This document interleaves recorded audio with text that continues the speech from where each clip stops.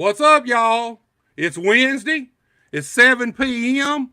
You're watching Buster Unmasked, episode 16, and it's without a doubt our biggest show to date, with no question. Look, guys, before we even get started, be sure go to Buster H.R. Johnson, like, share, and subscribe. Most of all, subscribe, y'all. That helps us out a whole bunch. It helps our channel grow, and it means a whole bunch to us. Guys, today, no co-host. We not doing no news. None of that. I got one of the most dominant tag teams in the Mid-South area for years and years. And without a doubt, these guys are 100% the most dominant tag team in the history of Memphis wrestling since its inception. I bring to you Mr. Chris and Simon, the Posse. Guys, what's up, guys? Buster, what's going on, brother? Dude, it's great to have y'all here, man. How y'all been doing? If you watch TV the last couple of weeks, it doesn't look very good, does it? Dude, I guess you're going to get right into it because I have watched TV, and look, I think maybe we save that till the end of the show. Okay. Because if we start with the question I really want to ask. Oh, you got some questions? Okay. Dude, hey. Let's start at the top then. Let's just start at the top. Guys, I'll be honest with y'all. I had so many notes for you guys that I had to whittle them down because we'd be here for 6 hours probably trying to answer all these questions. First of all, let me thank you guys for being here. I know this ain't one of y'all's favorite things to do. It truthfully, when I sent the invitation, it surprised me that you actually accepted. It means a lot to me. I really appreciate y'all coming on the show and giving us y'all's time. I know y'all are busy. And from Big Buster to you guys, thank you guys so much. It means a ton to me. Are y'all ready to just get right into it? It's up to you, man. You're the Look, host. guys. The Posse. Let's just go back all the way.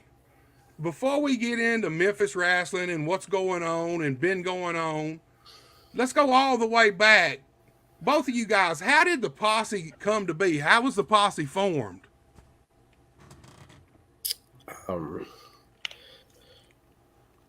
Simon and I met when we were both playing college sports, and through a mutual love of wrestling, we became a tag team, and here we are. How many tag team matches do you think we had together? It's been a couple. Yeah. How many years y'all been officially a team? Since 2004. Yeah, 04, 05. Like fall of 04, like Thanksgiving of 04-ish. So y'all kicking 20 years in the ass. I think that's when we did Rector, Arkansas. I actually think it's 05, though. Okay. I want to say I met you in 04. And then... Yeah. So, yeah, 18 years. That's a long time to be a team, man. Yeah, I've probably had 5 or 6 singles matches. I mean, that's not true. I mean, you've had quite a few, but I mean, it feels like 5 or 6. Yeah, we've been up and down the road. We were always as a member of the Posse. I mean, there's maybe 5 without us being a team. They always put you in singles matches and stuff, but I mean, maybe 5 singles matches before. Hey, this is what we're doing. Yeah, but man, just a mutual love of wrestling and somebody that I looked at like a brother, a lot of similar interests, and just met our passion for pro wrestling. We kind of see things the same, like in the ring, and but we still have our own styles and we're still different. Yeah, I believe in that 100%. Sometimes opposites attract, and opposites are the best partners. I mean, look, it takes 18 years is a long time to hang out with anybody on a regular basis. You know what I mean? And to be able to, y'all still doing it to this day. Man, and loving every second of it. Loving and every doing it second of it. doing it at the level y'all are doing it at, man, that says a lot just for you guys as people. Forget wrestling, forget all that. Just as people that y'all been around each other all these years, y'all stuck together, y'all stuck it out. Look, let's take it. Tell us the first. Let's go through maybe the first few shows that y'all did together as the Posse. Where were they? Do you remember who you were going against? How did they go? How was the first few matches as the Posse? Well, I mean, obviously, you're gonna know this place, but it was honestly in Osceola. MCW. We were hanging out with Flash, Derek King, some of those guys. I mean, Chris was around, but that was during. I don't know if you remember TLCW and Ripley. Yeah, yeah. The mega show or whatever you want to call it. It was just, tons of people. And, I told Derek I wanted Chris to be my partner. And he goes, "You're a singles wrestler." No. So we asked LaFons, and he was fine with it. I mean, with T-Love, it's fine. He's cool. Whatever we wanted to do. And it actually started there. And it started with Lil Chris's brother's skateboard and all the sports equipment we had. And we had just a car full of, we were going to hit people with different sports equipment and different things. And because we both were Division I scholarship athletes at UT Martin. And so that's kind of where that came from. And then there was some other stuff that probably is not, okay to talk about on TV. That Well, and then the gear was pure luck, and we ordered some gear from Mexico. Wrong sizes didn't fit, yeah, and I was wearing the cheetah pants and yeah. So at first it was just what we hung out in. And then it got to the Mexican gear, which was a fiasco. Well, your original gear was kind of a mixture between, and this is just my perspective, skater punk rock, maybe. This was even before the skater part. So it was, like what we were wearing at the time. I mean, just hanging out. And the cheetah pants were something me and Dustin had, and it was just, honestly, I wasn't wrestling because the Moondog situation when he passed away in the ring at the Coliseum. Yeah. And I was just hanging out with Chris, and so that's why it just kind of went to one of those things. We did order this gear with Superman Jason Reed and another guy, and all the gear was just a hot mess. And so we tried that, and then me and Chris both were just like, "This is not us. This is not who we are." If everybody knows that I'm not wearing pants, I just don't wear pants. I don't wear shoes. I wear flip-flops and shorts and T-shirt all the time wherever I go. And he wore always pajama pants, and he was always chilling. But it was like stuff that we came up with that we were like, "Hey, this is what we're comfortable." I mean, as far as us in general as people, this is who we are. We're not trying to be who you want us to be. We're being exactly who we are, and this is what we feel like we can whip your ass in. This is what we're going to war in this, and this is what gives us our best chance of winning. So, and that's kind of just how it started. Look, guys, before we get on into heavy duty wrestling talk, you mentioned both you guys were Division I athletes. UT Martin. I'm 15 miles from UT Martin. Mm-hmm. It's where I live. What sports did you guys play? You have to guess that. That's you guessing that. Trivia time. Ooh, shit. Huh. Okay, I know you wasn't as big then as you are now. So, man, I'm gonna go out on a limb. Baseball for you, Simon? No. Football? Nope. Well, I be damn. You're not gonna tell me basketball, are you? No. Well, what the hell did you play, man? Obviously, Cheerleading. I'm not. Do what now? Cheerleading. No shit. You got to Uh, be bullshitting me. Are you serious? Serious. 100% You was a serious. cheerleader, Yep. I just got hooked dude. up with it because some guy we ran into by chance that needed some wrestling stuff. And he said, come to practice. And then they asked, they was like, I thought he played baseball or something. And so I went to watch him. And we ended up going to this place at Martin the Field House.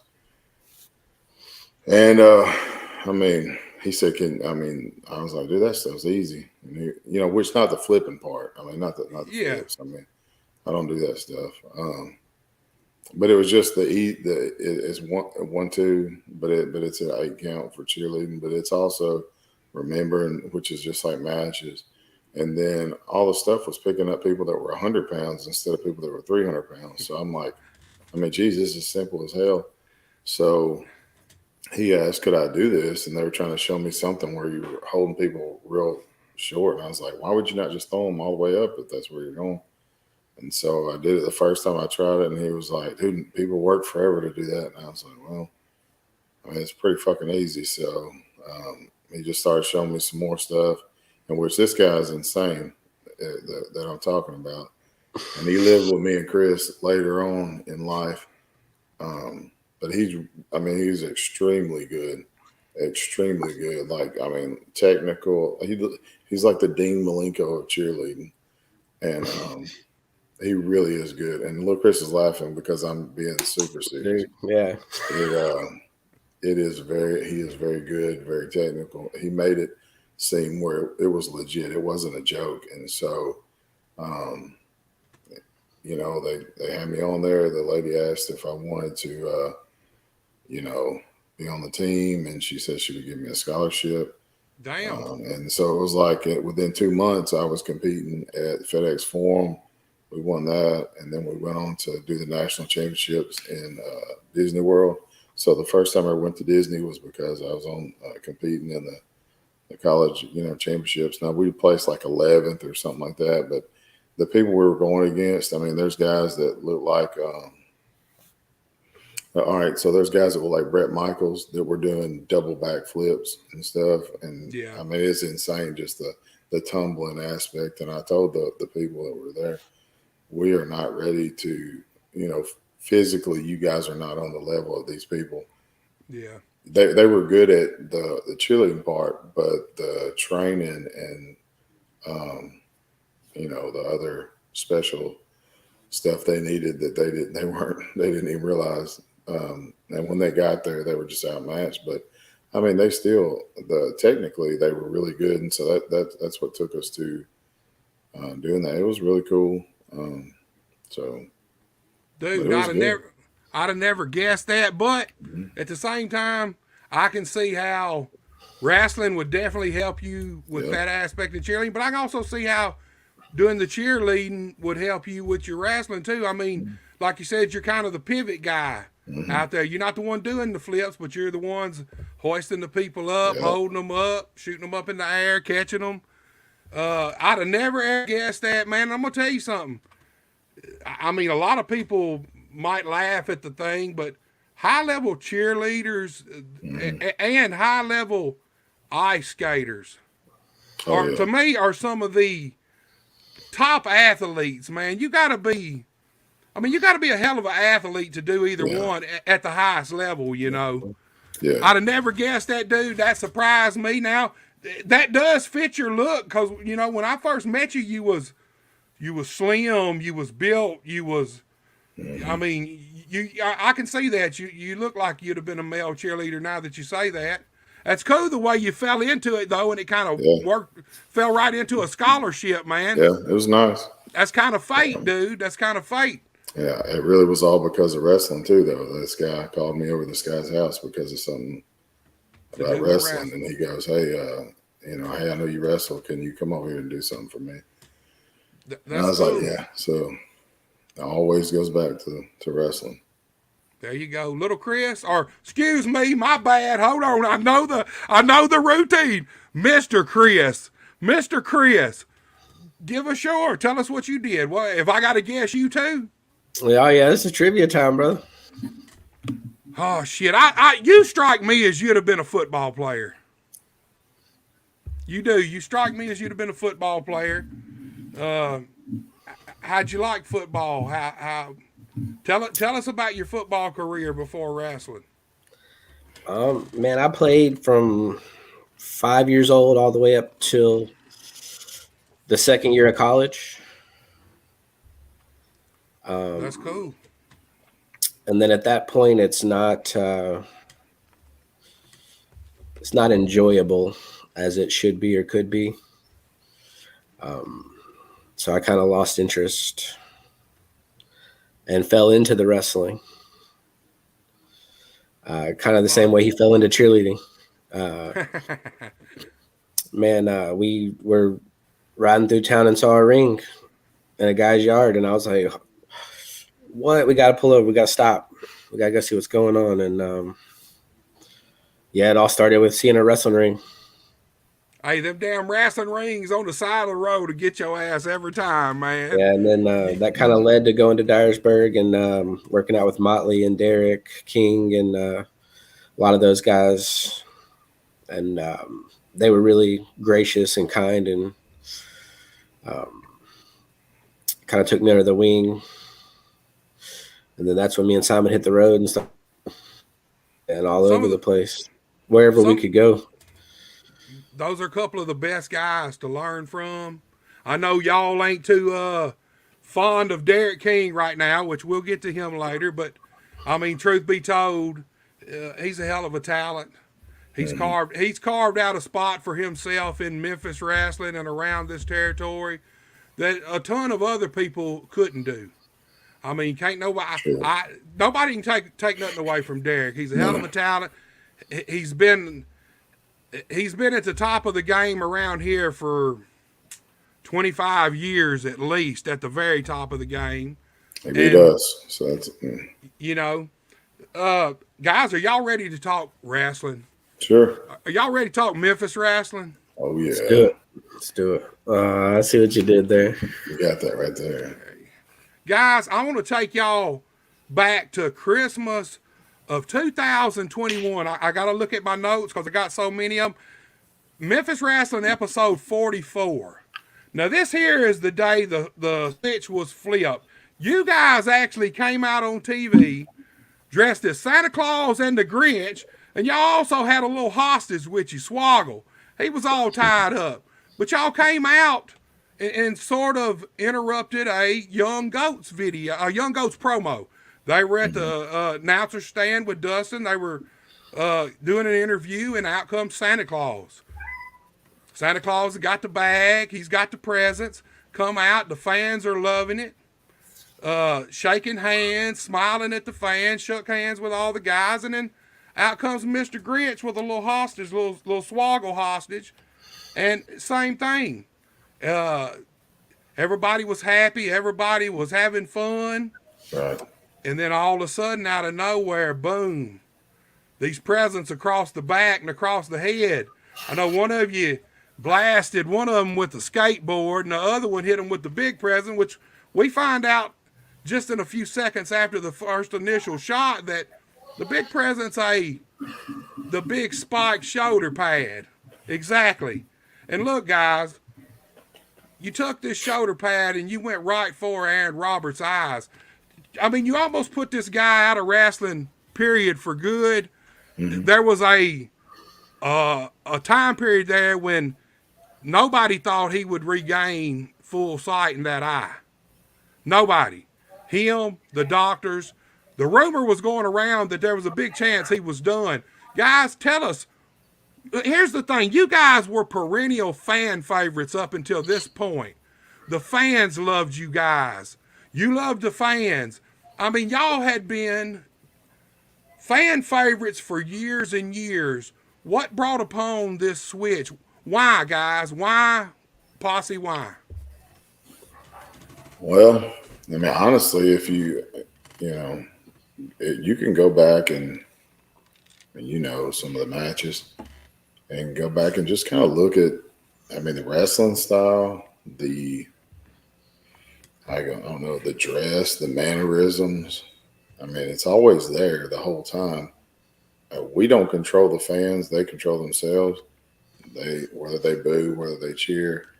Um, I mean, we've cheated for a long time, if you want to call it cheating, but people would cheer it, and that's fine. I mean, I guess that they do what they want to do. I guess if you smile, um, and you can see kind of what's going on, but we've just been ourselves, and sometimes people like you, sometimes people don't.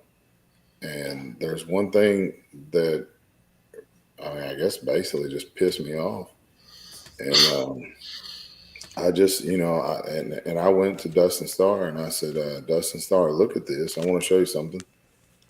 You've given us like 3 or 4 matches in the first, I don't know, it was 30 something episodes.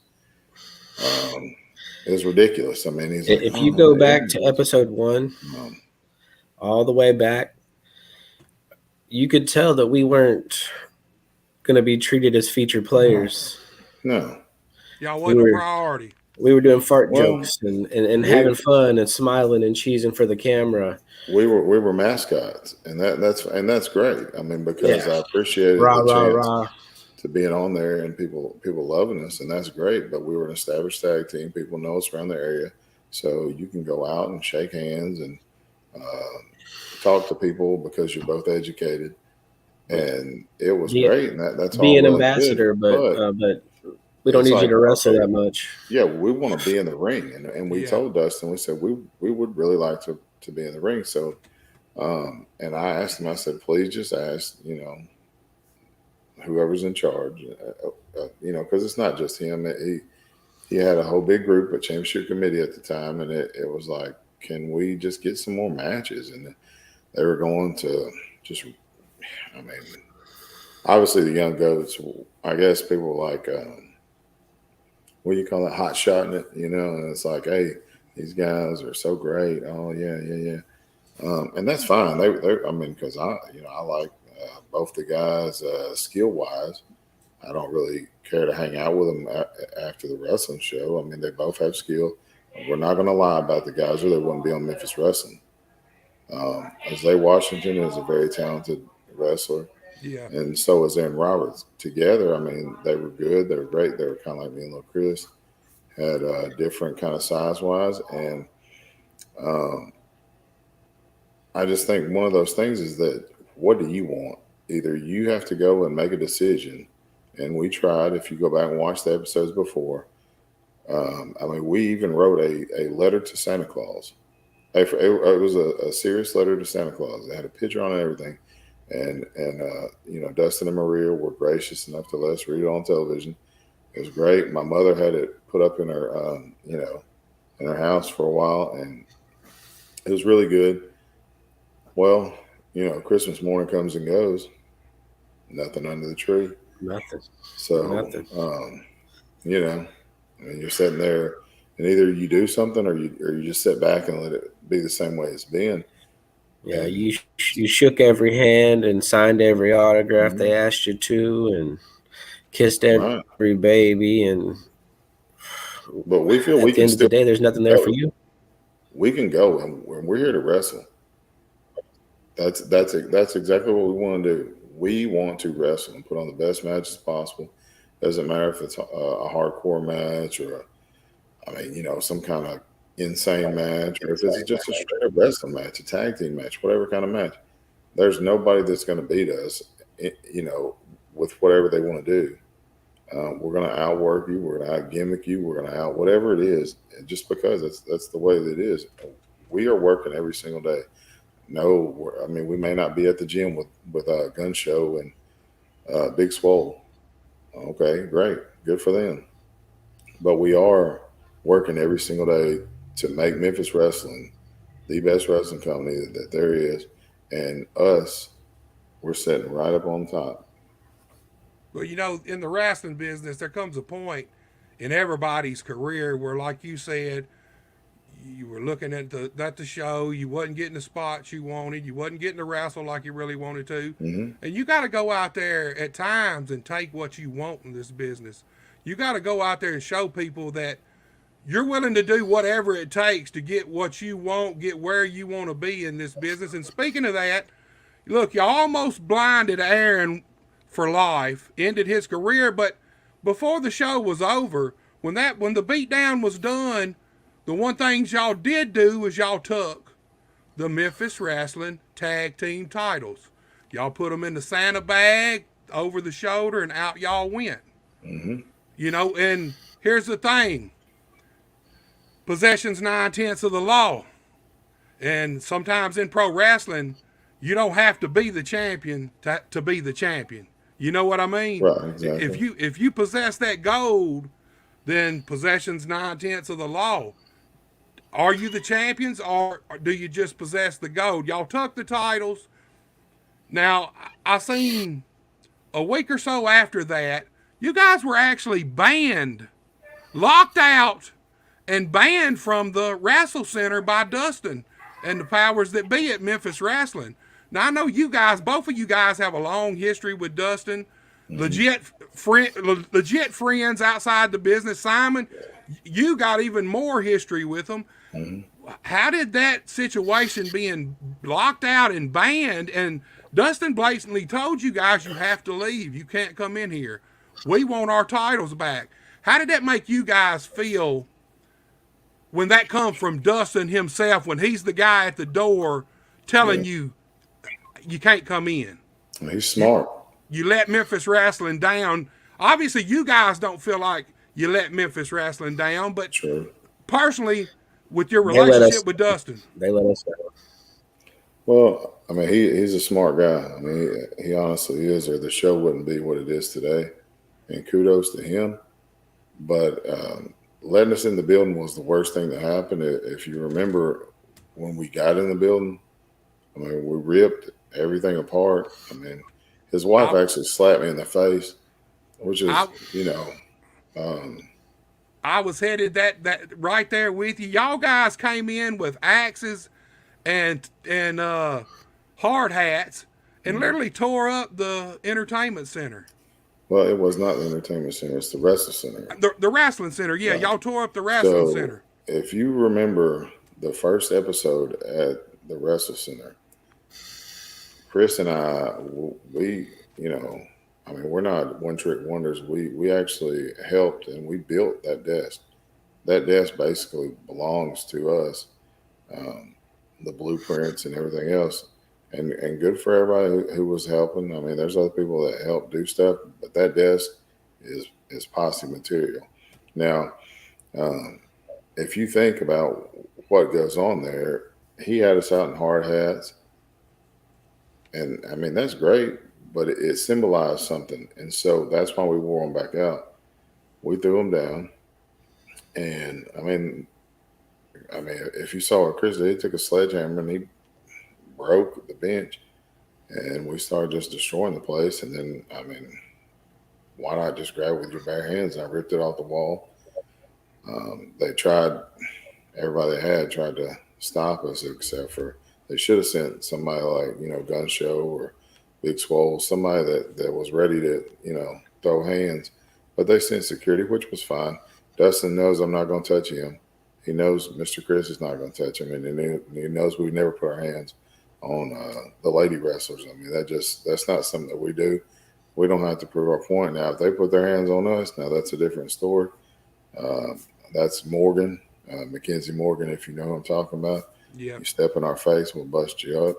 But, and it's just, I mean, Maria put her hands on me first. I never would do that. She slapped me in the face, which I didn't feel like it was disrespectful. I felt like you saw there, okay, she has a passion for wrestling, and she got so mad that she would slap somebody who lived with her husband, who shared a room and all this time in his life.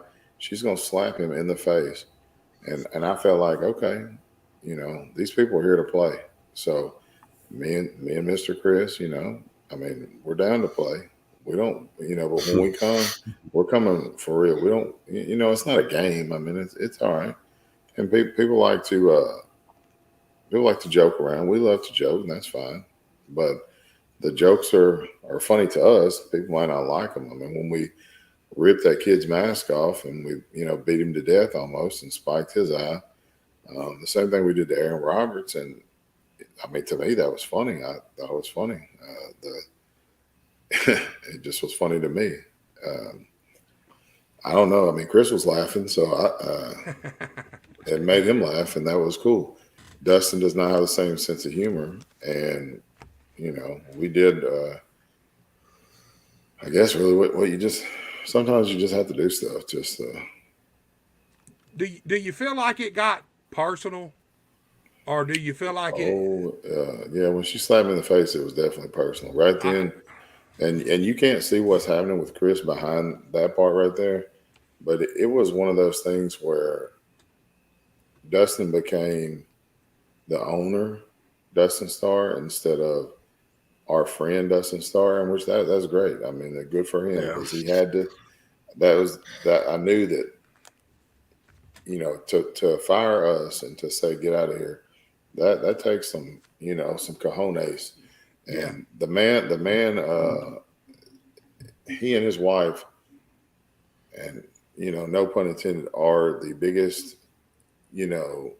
bravest people in Memphis, and we went toe to toe with those two people, and it looks like, well, I mean, for a while we won. Here lately, it's not looking too good, but we set out in the 8th month, really the 12th month reign of terror. Yeah, y'all have man. Like I said, I had so many notes that I had to cut a bunch, most of them out. Yes. You guys have been on. I mean, y'all have been on a reign of terror since Christmas of 2021. Since that day, man. Talk about the attitude change, but you can't argue with the results. Yeah, there ain't no doubt, man. I'll be honest with you. For me, sometimes we were nice guys to our own detriment, and when we finally took it, we just had to keep taking. And look at Aaron Roberts right now, though. Honestly, I mean, just besides just talking about us, look at Aaron Roberts and look what he's doing right now. And he knows how far he can take it. He had somebody take his eye out, and then he's going to, if he don't go to that level, then he might as well not come back. So he comes back, and now look at him. So it's you almost could say thank you, but I mean, I don't know if he wants to, but what he's done to some people, I mean, maybe we taught him that. I don't know. Maybe we brought that out in him, because I remember when he was just super nice and kind of the same thing. But the real Aaron Roberts is a true heel. Yeah, I fully agree with you. There was a change after that incident with this guy. And, I had him on the podcast 3 or 4 weeks ago. And, man, just like you guys have been on a reign of terror, he has too. I really think the incident with you guys, it gave him time to go home and really think about what's really important to Big Aaron, what he wants to accomplish in this business, what he wants out of life. And, like you said, you could say thank you. I 100% believe that was the catalyst for the Aaron Roberts we see today. I believe so. I do. Well, guys, before we go on to the next little segment, we've got a couple of comments here. Tennessee Mafia says, "Sup, Buster? What's up, Tennessee Mafia? Love you guys. Thanks you guys for watching the show. Y'all, I'm sure y'all know this lady, Stephanie Jeffries, $1 Million Baby, which is Stephanie Rogers now. She says, grew up watching these guys, one of my favorites. Definitely had the charisma and all. Thank you. talking about you guys. The fans still love you guys. It ain't just the fans. Like she grew up watching you guys. There's a lot of people out there that grew up watching you guys, and that have a lot of guys. I'm sure there's a lot of people who's broke in the wrestling business Right. off of being inspired by you guys. What do you think about that aspect of pro wrestling? The aspect that you can affect somebody's life that you never even know. I mean, I'm sure you guys take that serious because it is serious. It is. You know. You know, people really put a lot of emphasis on what I guess people like us think. I mean, to me, everybody's a regular person. Vince McMahon, Roman Reigns, Brock Lesnar, us. You know, anybody that's a star in wrestling, but also like a LeBron James. You know, all those kind of people. And not to say we're even on the same level as them, but we all are. Every person watching at home, every person doing anything, we're all people. Yes. Now, whether we do crazy stuff or whether we do cool stuff, like we just happen to live, you know, in the real world. We don't get on the computer and type little stuff up or watch other people do it. We're the ones that are doing it. Yeah. We do what we want to do. I mean, just this year, I mean, all the stuff that we've done, I could say that we've lived a lifetime in most people's eyes. But it's like if you're scared to go out there and do anything, you can watch somebody on YouTube. You can watch somebody just like we're watching today. You can watch somebody live. I know a lot of kids love to watch that stuff. Yeah. But why not just actually go and do something? I can't worry about what somebody else is doing. All I can worry about is what we do. And, you know, you can see people who live in the real world. You can see because what happens is they're successful. And right now, if you notice, I would say that we probably are the most successful we have been in our whole career. Oh, yeah, I would definitely say that, man. Look, y'all have been a mainstay and a dominant top-tier tag team around here for years and years. Mm-hmm. But I would definitely say especially the last almost 2 years for sure. Yeah. Man, y'all took it to a whole nother level. You know, my perspective, the turn, I loved it. For the simple fact that, a la John Cena, everybody always talks, wanted John Cena to turn. Right. But, I mean, John Cena was at the point where it would have been a bigger detriment to his merchandise and everything, probably. The whole WWE machine, if he had a turned. And would it been? Would it been, though, really? Well, you know, I guess we'll never know because it didn't. I mean, it's never happened. But what happened when Hulk Hogan turned? Exactly. That's what I was getting at with you guys. Look, it looked like they sold the shit out of some fucking t-shirts. Hey, and they're still selling them today. Still selling them today. I see them all the time, dude. I see them all the time. But that's the kind of the way I look at y'all's turn. Mm-hmm. To me, it rejuvenated you guys. It was like you guys had a whole new breath of fresh air in you, man. I've loved on the first few shows I did, which this was a different podcast then, with two other guys. We called y'all the Evil Posse. Okay.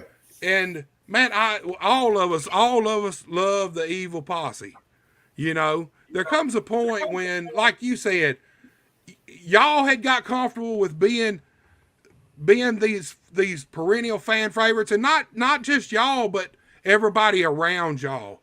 The other wrestlers, Dustin as your friend and as the guy who owns Memphis Wrestling, the fans, they were all viewed y'all one certain way, and over time you kind of felt like you got pigeonholed a little bit. You know, like you said, at first y'all were kind of they're nice, they're funny, da da da da da. So it's okay for us to disrespect them, and they won't do anything about it because they're nice and they're funny. Ha ha ha! Like, right? At some they point, don't need a match. They don't need this. They don't need that. And that's they can just be characters on TV. They don't need to wrestle. They're funny. Like, Well, that's all fun and games if you're the guy writing the show, but if the guy wanting to wrestle and wanting to be in there, wanting to be in the ring, going at it with these guys, that don't work for you. Right. Look, while we're on Dustin, go ahead. No, you. Just okay. No, go ahead. Go ahead, Chris. All right. Dustin, go ahead. Let's talk Dustin Starr, period. Memphis Wrestling. Y'all had been there since the inception. Y'all helped build Memphis Wrestling. Memphis Wrestling, to me, has been widely successful. Look, here's the thing. There had been a lot of interlopers in between USWA to the Memphis Wrestling we see today. There had been a lot of interlopers come through. Power Pro, KAW, even Memphis Championship Wrestling that was KAW, even when they had the developmental deal, all these companies were short-lived. Power Pro, what was Power Pro? 5 years maybe? I honestly don't know, Buster. See, KAW and Memphis Championship Wrestling together was roughly 5 years, a little less. But none of these companies were able to set down a foundation and plant the roots that Dustin and Memphis Wrestling seems to have planted. Between USWA and Memphis Wrestling, everything in between is whatever it is. Right. You guys come along. Dustin, one thing I can tell about Dustin, I've been around Dustin a few times. I'm not a hangout buddy whatsoever. Don't really know him personally, but the one thing I can tell just by the things he does, Dustin is tenacious. Yeah, he don't play. He's tenacious with his company. He had a good business plan. He's well organized, and he was able to execute the plan he wanted to execute. And it's been widely successful. Here's the thing. Everybody else has wanted to be Memphis Wrestling, but they always wanted to be all these companies, short of maybe KAW, Power Pro, even Memphis Championship Wrestling when it got the developmental company. All these companies always wanted to be old Memphis Wrestling. Always seemed to somewhat tried to be old Memphis Wrestling. And the one thing I like about Memphis Wrestling of today is y'all left that. You didn't play by those rules. I think y'all was smart enough, Dustin was smart enough to realize that if this thing's going to be a success, we can't try to be something that was before. We need to be something that is now and that is ours, that we own, that's different. Don't be the same thing, and I think that's worked. I mean, honestly, I don't think there's no other companies around that's going to come close to laying the claim on Memphis, Tennessee that Memphis Wrestling has. Thank you. I mean, it's just the truth, dude. There's a lot of people that hate on Memphis Wrestling, but the main reason they hate on it is because it's successful. Okay. And that's my opinion. To your point about Dustin Starr, when I look at Dustin, there's a mutual respect because I see somebody who wants it just as bad as we do. So we respect the hustle, we respect the work ethic. And I think to your point about longevity, those companies did not have their own building. That's what yes. They were filming other stuff in the TV studios, and then they obviously did not own the Coliseum. With our product now, you are not trying to sell out the Coliseum, so you get your finishes on TV. You just saw somebody get their head shaved, what, two weeks ago? Completely. Yeah, I seen that. Yeah, to the bones. So, and I don't think that we left that entirely behind. We still sprinkle it in there, that old school Memphis Wrestling. Like, I think you'll see some parallels and some things like that sprinkled into the product. But we give you a little bit of the hardcore, a little bit of the KAW sprinkled in there too. We've got a very talented locker room, a lot of different Yeah. guys and girls that can do a lot of different stuff. So I don't think it would be fair to pigeonhole those guys and say, hey, you guys go do Southern wrestling. If they can go tear it up in a different style, go out there and do what you do. And that's why you get these really competitive, really good matches instead of just squash matches, because we're not trying to sell tickets to a different show. Yeah. So you get more competitive matches, harder hitting matches on TV, and you don't get those enhancement matches anymore. And I think that's important for viewership in today's market, how people watch their entertainment. You talk about attention spans and trying to go sit and watch a 90-minute movie. A 4 or 5 minute TV match is all people want to sit through these days. That's So right. if you go out there that's and the honest truth. if you go out there and throw down and give it to them instead of hitting 2 moves on an enhancement guy, it just increases the skill level of, 1, everybody in the locker room, and 2, the quality of the product. I think we, as a whole, think that's important. Having good quality matches, good stories, and having payoffs, Exactly. I'm a big story guy. To me, I mean, look, I like great matches, but I like great matches with a great story with them better than just great 5-star matches. A 5-star match on its own is a 5-star match. A 5-star match that's had a great build up, a great story, a great lead up, leading into it and told through it. That's something you remember for a lifetime. You make memories. That's how memories are made. 5-star matches come and go every day of the week.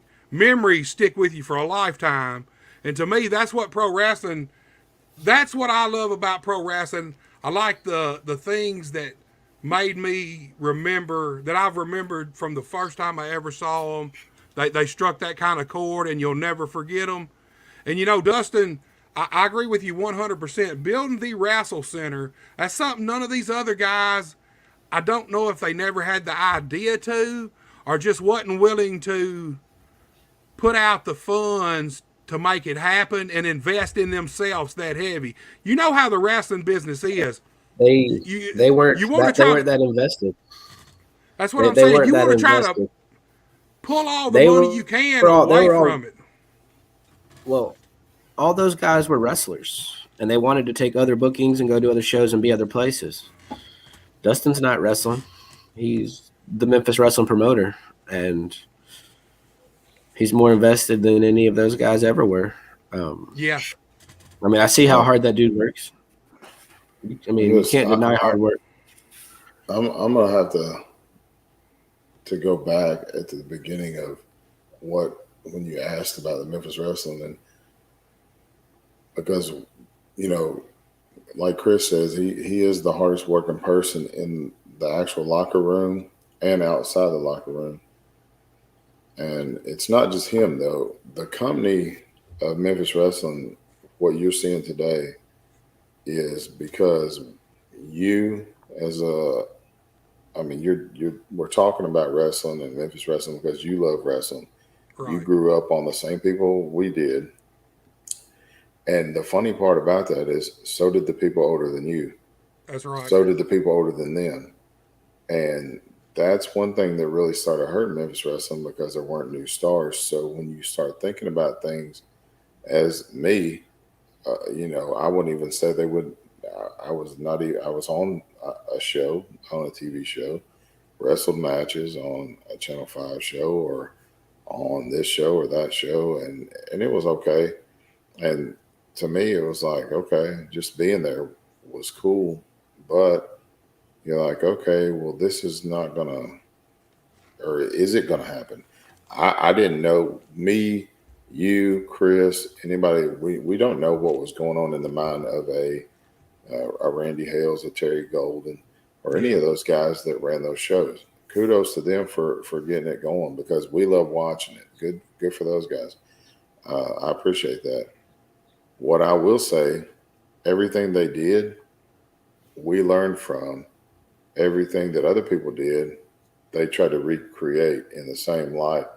And so Dustin, when he got himself um, in the right position when he went to developmental. He was a referee, but he learned each and everything he could, knowing that tomorrow is never going to be promised. And he told me so many times, I knew that this job is not going to last. I know what's going to happen one day is they let everybody go. They let Hulk That's Hogan right. go. Yep. The Hulk Hogan, they let him go. So they're definitely going to let you go, right? Hundred They're going to percent. let the ring crew go. When you can't pick up a board anymore, they're going to let you go. It doesn't matter. If you can't put out a seat, they're going to let you go. So what he did, he learned every single thing that he could while he was there. And then when he came back, if you notice what happened, when he came back, he was no longer Dustin Star. He was Dustin 5 Star. And Yeah. everything that he did was for a purpose. Now, looking at today, you can see what the purpose was. At that time, you might not have looked at what the purpose was. When Maria came along, and at the beginning, she might like wrestling, might love wrestling or whatever, just like all the rest of us. But she likes to be successful. Yeah. And her, I think to me, her drive with his drive, they it's almost like they're hitting each other, on two different levels, but it's Keep like, bumping each other up. yeah, it's like when it's like, okay, what can you do? What can you do? What can you do? And back and forth, but they're a team and a team that can't be broken like me and Chris. If you are going to do something with Chris, I'm supporting him. If you're going to do something with me, he's supporting me. In real life as well. Like, I mean, that's us. Like, you're not going to break us apart. There's just no, that when they say, hey, you want to do this? Yeah, we want to do this. It's not, there is no me, there is no he, it's a we.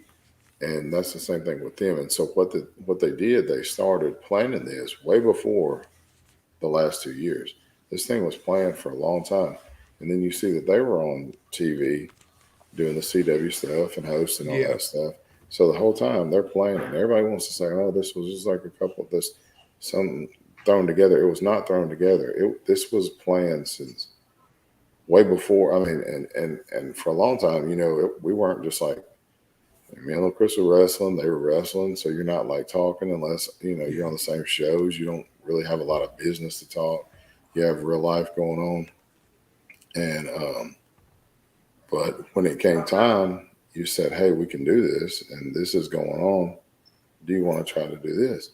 And so, from what he was doing, I had a little thing over here, and it was like, okay, well that's not really a big thing, but that's like kind of like throwing a pebble, and it makes a little ripple. Well, then this ripple, next time we're going to throw a rock, and then the next time you're throwing a boulder, but you're starting with something that's so small, and you think, well, if I throw it by myself, I can only pick up something so small. But if you get somebody else on it, now look, oh, I've got 3 people, now 4 people. And so the team starts to form, and then the real core people started to come on this, and you're like, okay, this person needs to do this person needs to do that, and he had a plan from day one, and and we all know Legos, and we all know about building a house. If the first Lego is not snapped correctly, when you get to the top, it's going to fall down. Right. There's where the first foundation was built. He had a plan. It wasn't a one step plan. Let's get a wrestling show. Let's Yeah. get a wrestling show. So people can clap for me, so people can cheer me, so I can be the champion. That was never his goal. He never said, "I want to wrestle. I want to do this." He said, "I want wrestling in Memphis." And that's what USWA was. That's what CWA was. That's what all of them were. They were all wrestling in Memphis. People keep saying Memphis wrestling. We are Wrestling. Memphis wrestling. This is Memphis wrestling. Those were wrestling in Memphis. Everybody else was wrestling in Memphis too. We're wrestling in Memphis too. We happen to be Memphis wrestling, and Memphis wrestling rules. And so when you think about what's going on, it's very specific, very strategic, and everything that he does, he's been building these relationships all over town. And then he starts in the town, then it gets even bigger and bigger. This guy works for the Grizzlies. So the people that he works for, the people that he's seen, the people that he works with, they all see the type of person this person is. They work with him on a daily basis, and then they go, "Hey, we like what you do. We like how you carry yourself. We like things that you do. Listen, okay, we like your stuff. So if they like your stuff, then their friends like your stuff, and then they say, "Hey, well, I know a guy that needs to host this event." So they call Dustin Starr.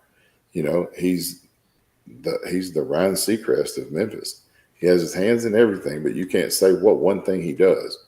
And he's really good at that. But then he said, I never forgot what the one thing that I wanted to do was, and that's be a Memphis wrestler. And at this point, he said for him, he, I mean, I will say this because he's a big enough man to sit down at the desk and say, I am good here because I make the show better doing this. Me and Chris make the show better doing what we do. Derek King makes the show better doing what he does. We all have to say at some point, this is what you're good at. Terrence Ward is amazing at what he does with, just the television show and stuff himself. Dustin can do it. Other people can do it. But Terrence Ward has a love for wrestling, and he also knows the product that we want to put out. And so you take a person and you say, this is what I'm good at. I can't help it that the dude can throw a hell of a drop kick. He can, throw five in the sky, do all these kind of things. He's great with that. Maria's great, helping him out. And they were a team outside the ring. But behind the scenes, these two people are great. You might not even see her on TV, but I promise you every day she's doing something with Memphis Wrestling. And I hate when people say, where's Maria at? Well, Maria's working. She has to do something. So if you want her on the show, pay for it. She'll be there. But she has to do a whole bunch of stuff that you don't even know because the show don't just run. That's We right. don't just throw up a ring and say, hey, let's do a show. I mean, we have a strategic plan. Thankfully, me and Chris are a part of this plan. Even though we tear stuff up, they know, hey, whatever you guys are going to do is going to be good for TV. And if you're not going to do it, they're going to tell us, hey, please don't do that anymore or fine us, whatever you want to do. We've took it to, the H&L, a whole nother level. But we also know that, if she slapped me in the face, I mean, she had to say, hey, stop. You're tearing the building up. Stop. You're doing more damage than you really think you are. So you're gone. And that was what it is. But if you talk to this guy, I mean, today, he's doing something right now as we're probably talking, outworking us right now, outworking the three of us probably right now. And I don't know if he sleeps. I saw a picture where he was asleep, but it looked like he was more passed out from just exhaustion. And I mean, good for him. Good for her. I mean, they're being successful. They're both owners of this company. And I thank them every day for giving me, Chris, Derek, guys like Big Swole, Van Vicious, a platform that we never had before. And Buster, you know exactly what I'm talking about because you could not get past this point. That's right. And that's okay. And I obviously we're all fans of those guys, but we're fans of the stories, like you said. I'm fans of the people. I don't know them personally, so I don't know. Am I fans of them personally? I don't know. I'm fans of Mr. Chris. He's awesome. I mean, I would do anything for him. I would fight you to the death for him. Yeah. But, am I a fan of whoever, so I don't even want to say their name because I'm not giving them any props, but I'm just saying of the older guys, good for them. I mean, they did great. Thank you very much for laying this foundation. But Dustin laid the foundation for me. And I will forever be indebted to him to be able to live, the dream that I had as a kid and be a successful Memphis wrestler.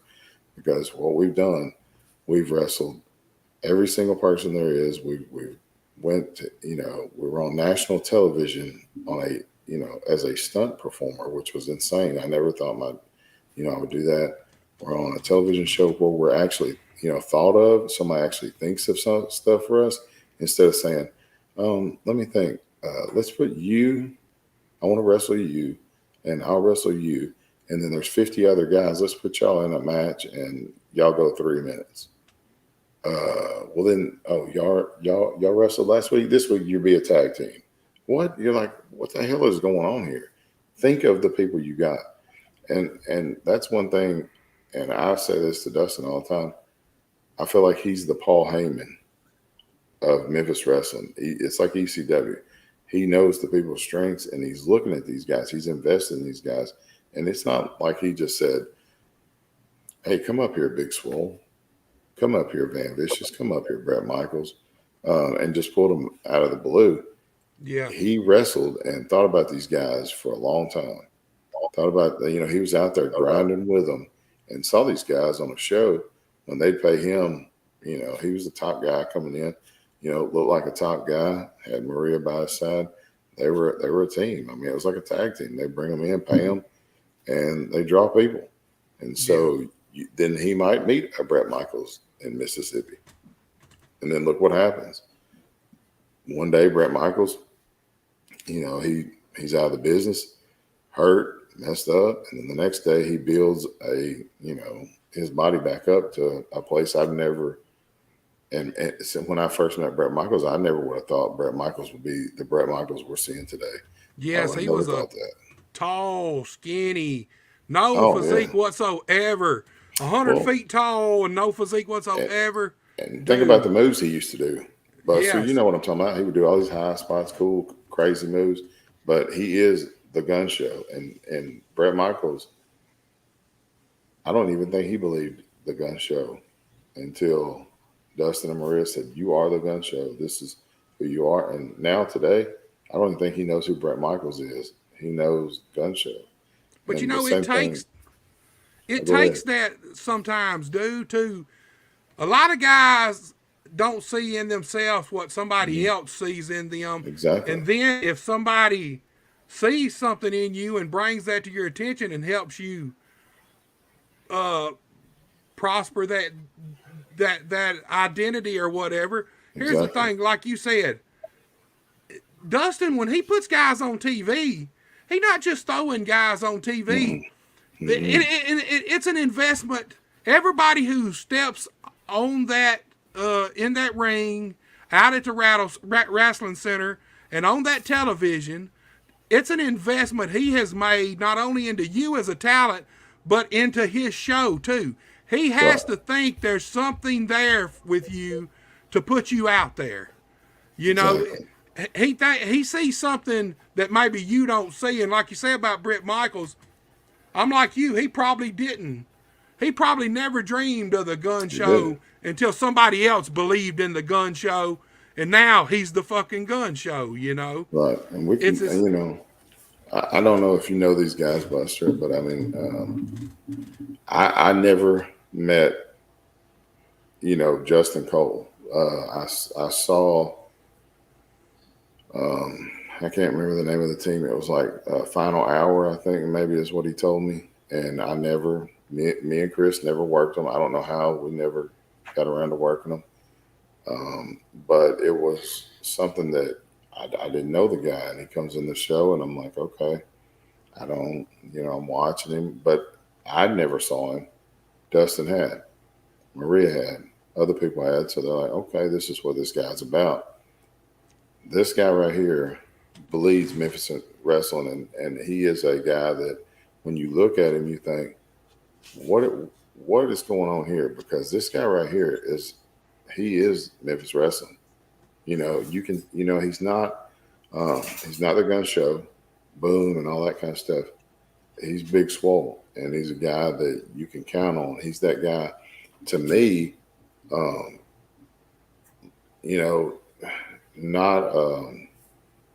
not like Sting as the face paint and the hair, but to what WCW.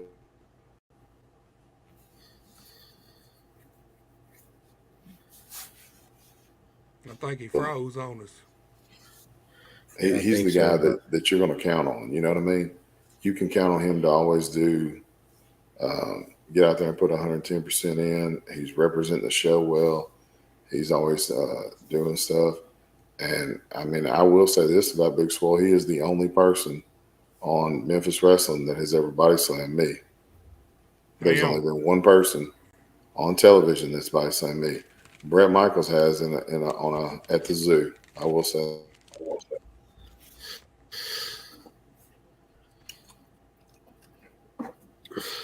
I think he froze on us again there. Yeah.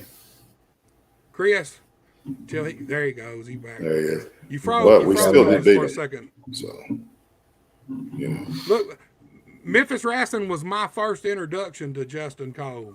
Mm-hmm. I'd Mine never too. seen him anywhere else until I seen him on Memphis Wrestling.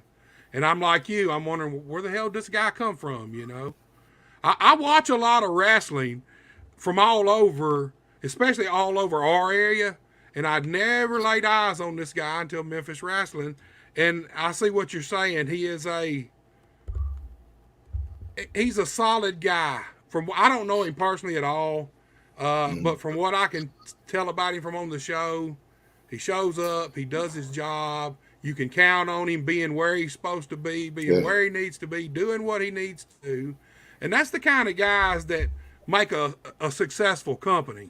Right. I mean, you got to have those there's guys. a reason that we picked that guy to be our partner in the trios tournament. Right. Regardless of feelings now, the guy's a talent and a solid human being. And we should have won the trios tournament when he was with us. We did not. I mean, but that's beside the point. He would have been the Heritage Champion if it wasn't for us. You know. But that reign of terror, man. I'm just saying, hey, you hang out with people and then you see what happens. Your mom told you, you know, not to hang out with the bad guys. And so that's what happened to him. But a guy like Van Vicious is not even from this area. The guy drives like 6 hours every time. One way. Never Where's he saw from? Because I see his name on cards way Mobile. up the country, Mobile, Alabama. Okay. I see his name from time to time on shows that I didn't realize he lived that far away. I thought he was probably a dude from somewhere around here. And like I said, I seen his name on cards that's 5, 6, 7 hours away sometimes. But he is a local guy, though. He's a Southern guy, you know, to our area. I mean, and if you go look back at the Grind City Rumble #1. If anybody, you know, is watching this, go back to Grind City Rumble #1, which we were not in. Me and Chris have never been entered into any Grind City Rumble. Slided every year. Now, we did make an appearance at the Grind City Rumble, but we were not actually in there eligible to win. But Van Vicious came in, and most people probably don't even know this. He probably had maybe 3 years in wrestling at the time. I didn't know this. The guy's improved tremendously, but if you look at his body of work, at what he's doing, I mean, you know, you kind of get jealous of the guy because I mean, he's you know the most tan wrestler in the world, and I mean, you know, he can do anything in the world, and you know. It's cool that he's with, you know, Jimmy Blaylock. He's got Secret Service with him, and they got a whole production that's going on his part, and he's carrying the load. He's like the horse, and they're sitting up there on the carriage, and you know, he's a stud. And so Dustin Starr booked this guy without watching. He walks into our locker room, and the first thing I said, which I saw a picture of him, I thought the dude was tall like Randy Orton. And he comes in the locker room. I keep looking for this big dude that I saw the pictures of. And I was like, man, I never saw this guy. And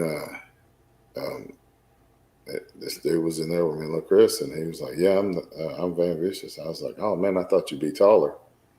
And so, you know, he's like, I mean, I swear I really thought he'd be like 6'6", just the way the picture was. I saw the guy, and Dustin booked him straight off the picture. And he knew what he was doing, but he's proven time and time again. He's never faced the Posse, so I can't say anything about his in-ring ability towards us. But, I mean, I'd probably slap him in the taste out of his mouth just like we would anybody else. I probably wouldn't do him as bad as we did Justin Cole because, I mean, he's never personally anything to us. But I think Van Vicious is a stud. Tim Bosby, I mean, Dude, definitely, what's going on with that. I don't even have that to that fucking kid there. imagine being 18 and I looking like Boz and wrestling like Boz. Hey, if there's ever been a can't miss prospect, Don't say can't miss, but shouldn't I miss. shouldn't miss Shouldn't prospect. miss. He is the guy. I love that dude right now. Mm-hmm. He has got. Man, I can't even put my finger on it. He's to me, he's kind of got it all, and no longer, and he's been doing this, man. I mean, There's a obviously, lot of things though that you see if you watch it, and the things that you're watching it for. We're also, somebody like us, somebody like you, or anybody that's been involved in wrestling, and especially Chris. Chris was an amateur wrestler in high school. He wrestled, and I mean, really good. So he appreciates what I've never wrestled amateur, right? Me so neither. I don't know. But there's a lot of stuff that this kid does, and he does well. That I mean, a lot of people didn't even notice. But he watches film. He can tell you stuff about not just an angle or whatever, but he watches film. And to me, I wish we had that. We tape traded or whatever. And I guess you were only as good as the people you got to work with or the tapes you got to watch. He's been watching YouTube and watching WWE Network and all those kind of things, going back watching stuff. So kudos to him and anybody else at the Wrestle Center that's watching tape.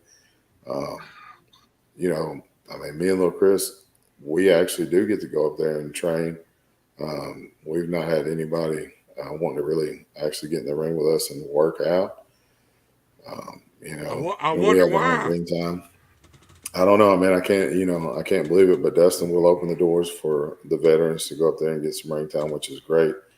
That's why you don't see us on just, like the little shows in the area like that anymore, because we are exclusive to Memphis Wrestling. And you can, see my face right now.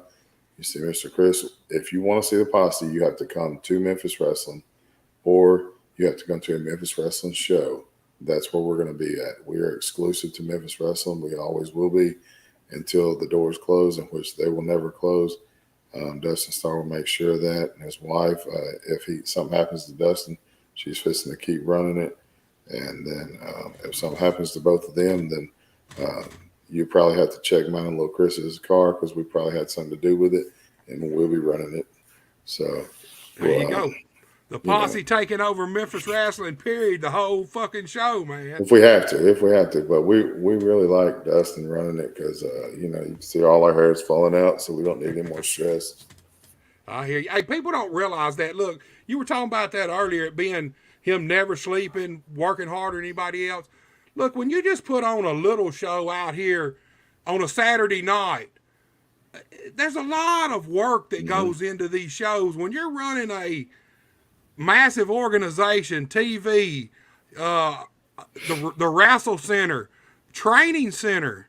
I mean, y'all pretty much have the whole package up there now. From start to finish, guys can come there without any experience whatsoever and leave there, if they're good enough, pro wrestlers. You Yes. know? And that's a big thing with television experience. There you go. See, television experience back in the day was hard to come by, because there wasn't a lot of TV, which there's not now.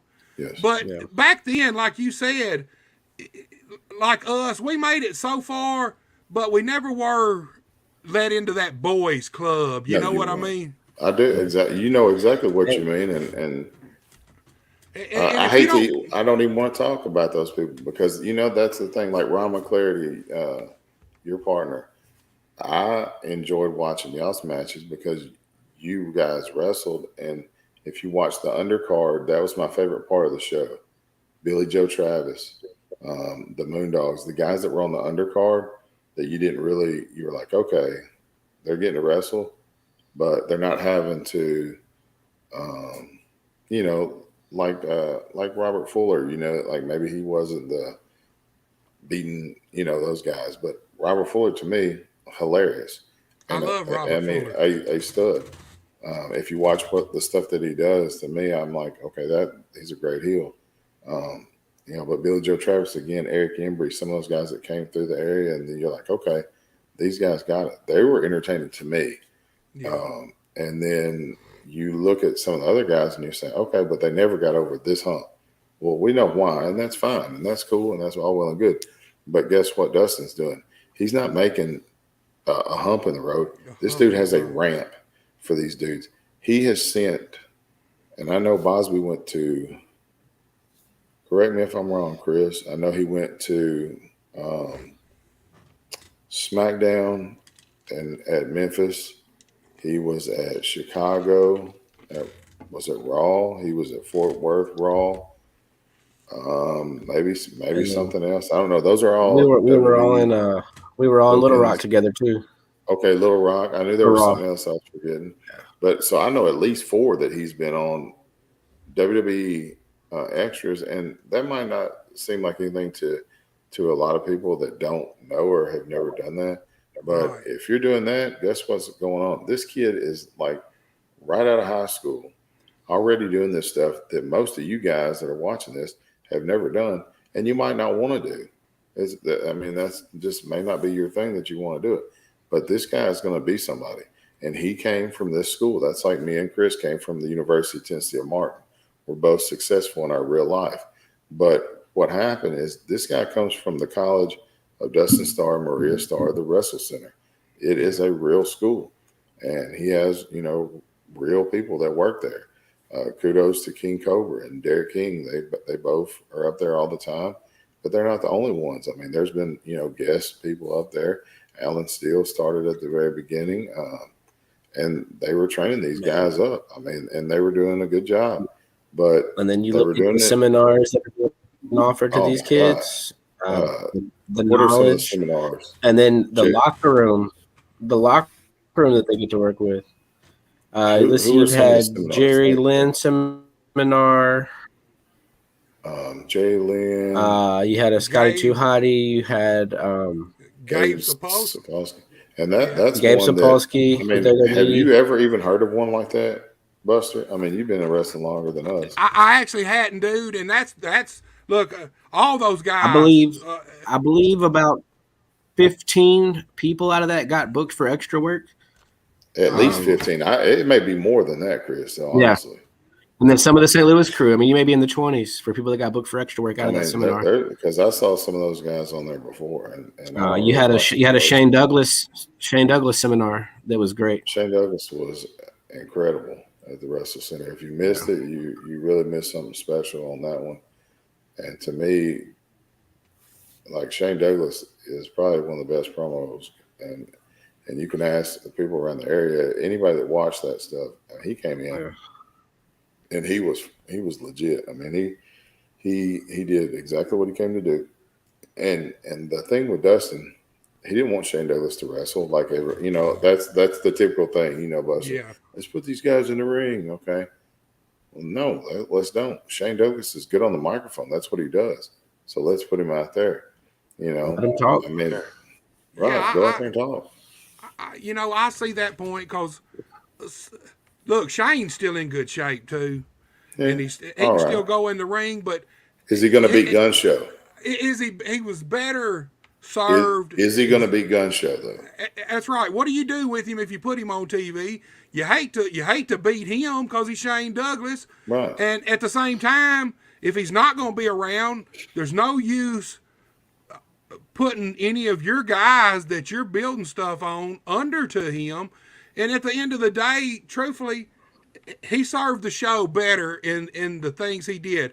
I seen him where he brought out the new internet belt and stuff. A beautiful title. Yes, man.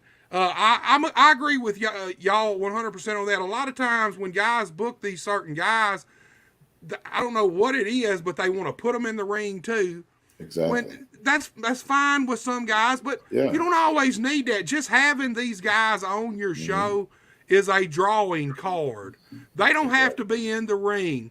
A lot of times they can be better served doing other things for the show than being in the ring wrestling. And, Shane Douglas, Jerry Lynn, I mean, that's two guys that any of these young guys or any guys, period, that's still in the business and have the dream to make it anywhere, they should go to these seminars and check these guys out. We had Tommy Dreamer also. So you've had a guy with AEW, WWE, and Impact all doing seminars at the Wrestle Center. See, I met Tommy I mean- Dreamer one time. One time in the USWA in 1997, they were doing the ECW USWA thing once or twice, and I was involved in a pull apart with Tommy Dreamer. Only time I've ever met the dude, but he was super cool. Treated everybody, not just the names, but all the lower guys treated us all with respect. Tommy Dreamer, one of the best and dudes. Bully Ray just wrestled Van Vicious and Mike Anthony at the FedEx Forum in front of, I mean, no telling. I mean, at least 10,000 to plus 19,000 people. Man, I love that the ring set up on that upper deck thing, man. To me, that's cool as hell, dude. It's just an awesome sight when you see it. When you see it, it's just awesome, man. It's totally different. I mean, being up there. Yeah, I think the last on that one, it had like 2 million views. Had been shared by ESPN, the Grizzlies. So that kind of reach is not just wrestling fans either. You know, that's a whole nother.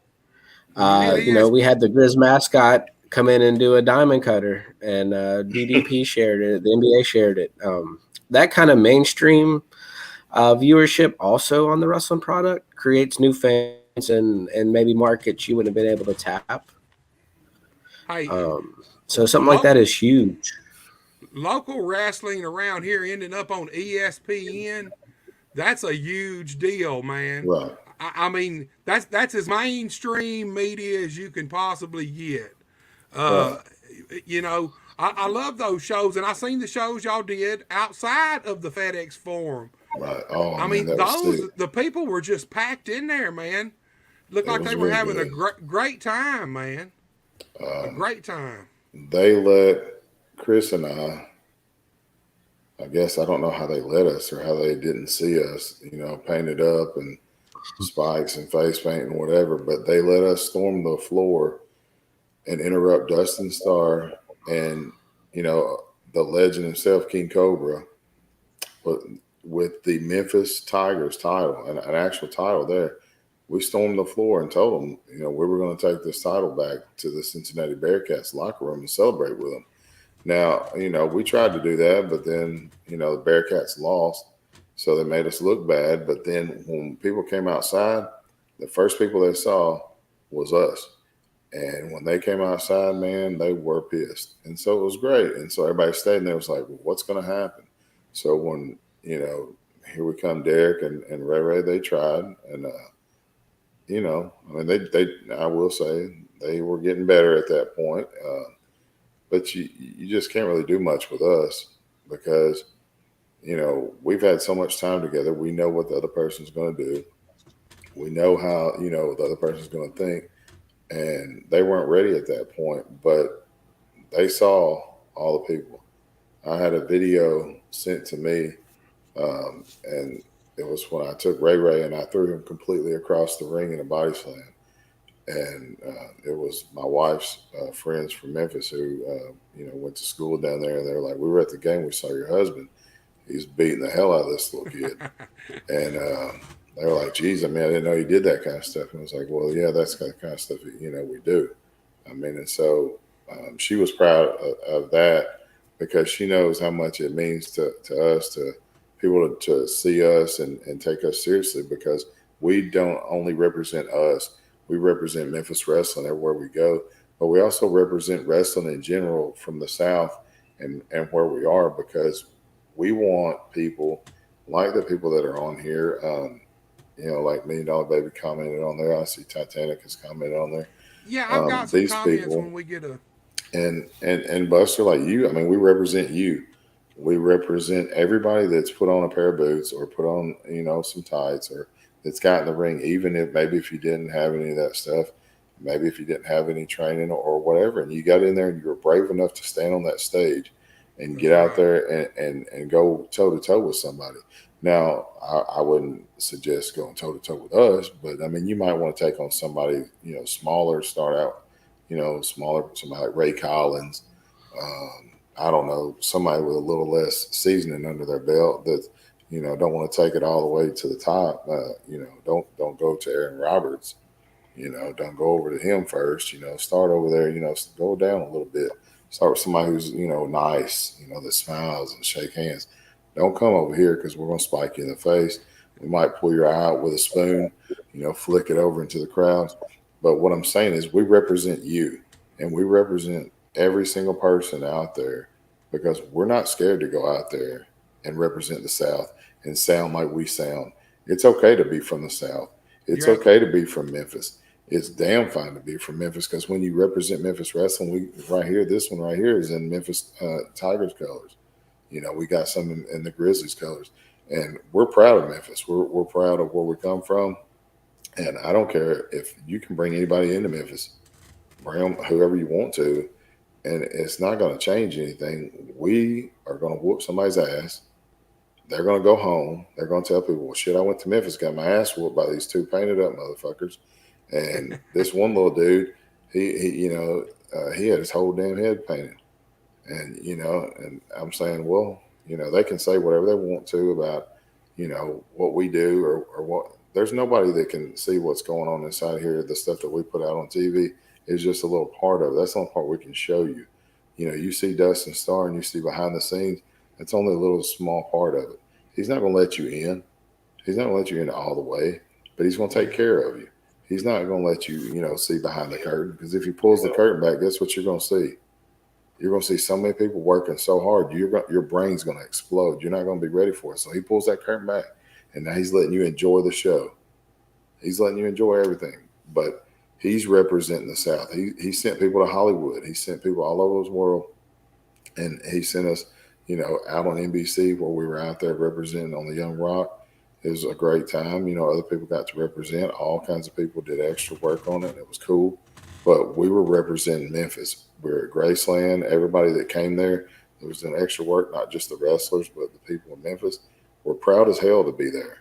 And people are proud to be from Memphis. If you're from Osceola or you're from Dyersburg or you're from Jackson or wherever else, when somebody asks you where you're from, you say, Tennessee, where at? Memphis. That's what you say. That's our hub, And so, let me ask you something. Both of you guys, what was it like working on the set of the Young Rock? What kind of experience? Like you said earlier, the cheerleading kind of come from wrestling. Getting to be on the Young Rock kind of come from wrestling, being a part of wrestling. It was super cool.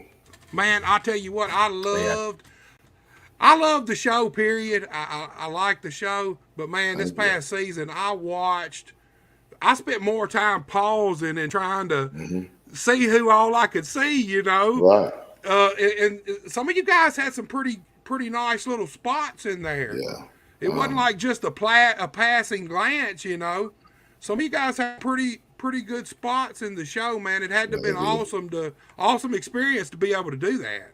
The cool part, I thought, was that we were treated with respect for what we did. They brought us there because we could do the stunts, that we could take care of the actors, and they were like, hey, you guys are good. And when they came to the wrestling center, they watched and they saw what people were doing. They said, hey, we need you, come over here. Then they said, we need you, and you. We want you to do this. And so it was like they appreciated our skills and took us from there. It wasn't like, oh, let's get these guys over here and throw them a bone. Or we can't find anybody else. Or right. They came and watched and pick guys. Yeah, man, I couldn't imagine, dude. It had to have been awesome, man. And people don't realize the doors that pro wrestling can open for you in other avenues, man. Did you? Honestly, either one of you ever dream you'd be on a NBC TV show? Well, I never thought to be on Channel 5 my first. That was like, that was good, but I didn't realize it was going to be. That was the whole goal. We got to wrestle on Channel 5. Yeah, right. We got to wrestle on Channel 5 for real, but we didn't get. I wrestled Rocky Johnson on Channel 5. There you go, man. Yeah. Hey, and we won. Hey, We I got to watched win. and beat all that Rocky shit, Johnson on Channel 5. dude. I watched it all. I loved it It's. I all. mean, I Like I think said, it's honestly a testament to Memphis wrestling.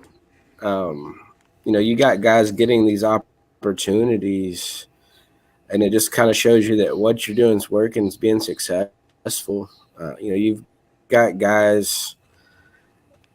Colton Cage is a stud. Van Vicious is a stud. Guys we talked about that are getting to go. We've all gotten to go do extra work with Raw this year, be on Young Rock. Those guys are being able to charge more for bookings in their home states because they're seeing what we're doing, and these guys are being treated like and viewed like stars. That's why you didn't have Memphis wrestling for so long, is because there were no new stars. There were no new faces to put asses in seats. And now, I mean, if you look at our locker room, we've got guys from Alabama, Illinois, Arkansas, Tennessee, Mississippi. We've had guys from Florida, Louisiana. Um, I mean, But the the talent's crew, incredible that we though, get to work with week in and the week out. stable crew That is from everywhere. They're those not guys just are from awesome. here. Yeah, Indiana, and those are our regulars. We're not just using guys 15 miles or less radius. You're getting yeah, a lot of the best talent in the South, and Guys I that think want to that work. makes guys that want to put in the work and do the work, and it makes everybody step their game up. You're yeah, seeing better I'm gear, going to say better this too. physiques. Um, Chris is saying guys all over the South, but if you send your stuff to the Memphis Wrestling site, it may be 2 years for you.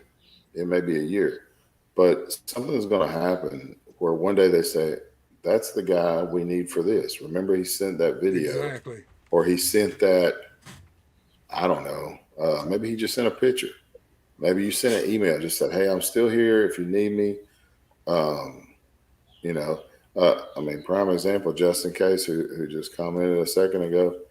Justin Case, I mean, we were at the top of the line place, and I heard about him possibly coming over and doing something. It didn't happen. Did did he cry? No, he did not cry. But what happened once he got on TV? Did a hell of a job. Now he's Yeah, I not Took our the told him. ball, manager. I don't ran really with it. like having a manager, but he's the epitome of what a manager does. Him and Aaron together, I'll say it, a great job. Just in case, a credit to the show. Always supports the show, does good stuff for it, and I'm not just putting him over because he's on there. But I'm just glad he's not a wrestler because then that we have to beat the shit out of him. But Well, look, guys. Well, since we're talking about Justin and we've mentioned these comments, there's like four of them. okay, Let's run through them and then we can get back to business. Look, this is Alicia Wayne. She says hi. Either one of y'all know her? I can't see the picture; it's too small. I can't. I couldn't. I can Hi, barely Alicia. see anyway. Look, we got another comment from On Deck with Titanic. Titanic. He says, "Thanks for what y'all do for Memphis wrestling. Titanic, what's up, man? Great show." Thank you so much. I mean, y'all know Titanic, I'm sure. Oh yeah, that's what I said. I Yeah. wish you would come to the show sometime and see it in person. It's really a different experience. It's like going to Raw, um, and seeing it, and then you go back home and want to watch it later because you might see yourself on there. But the thing is, when you come to the Wrestle Center, it's unlike any place you ever seen. And earlier, Chris said they were building towards the Coliseum.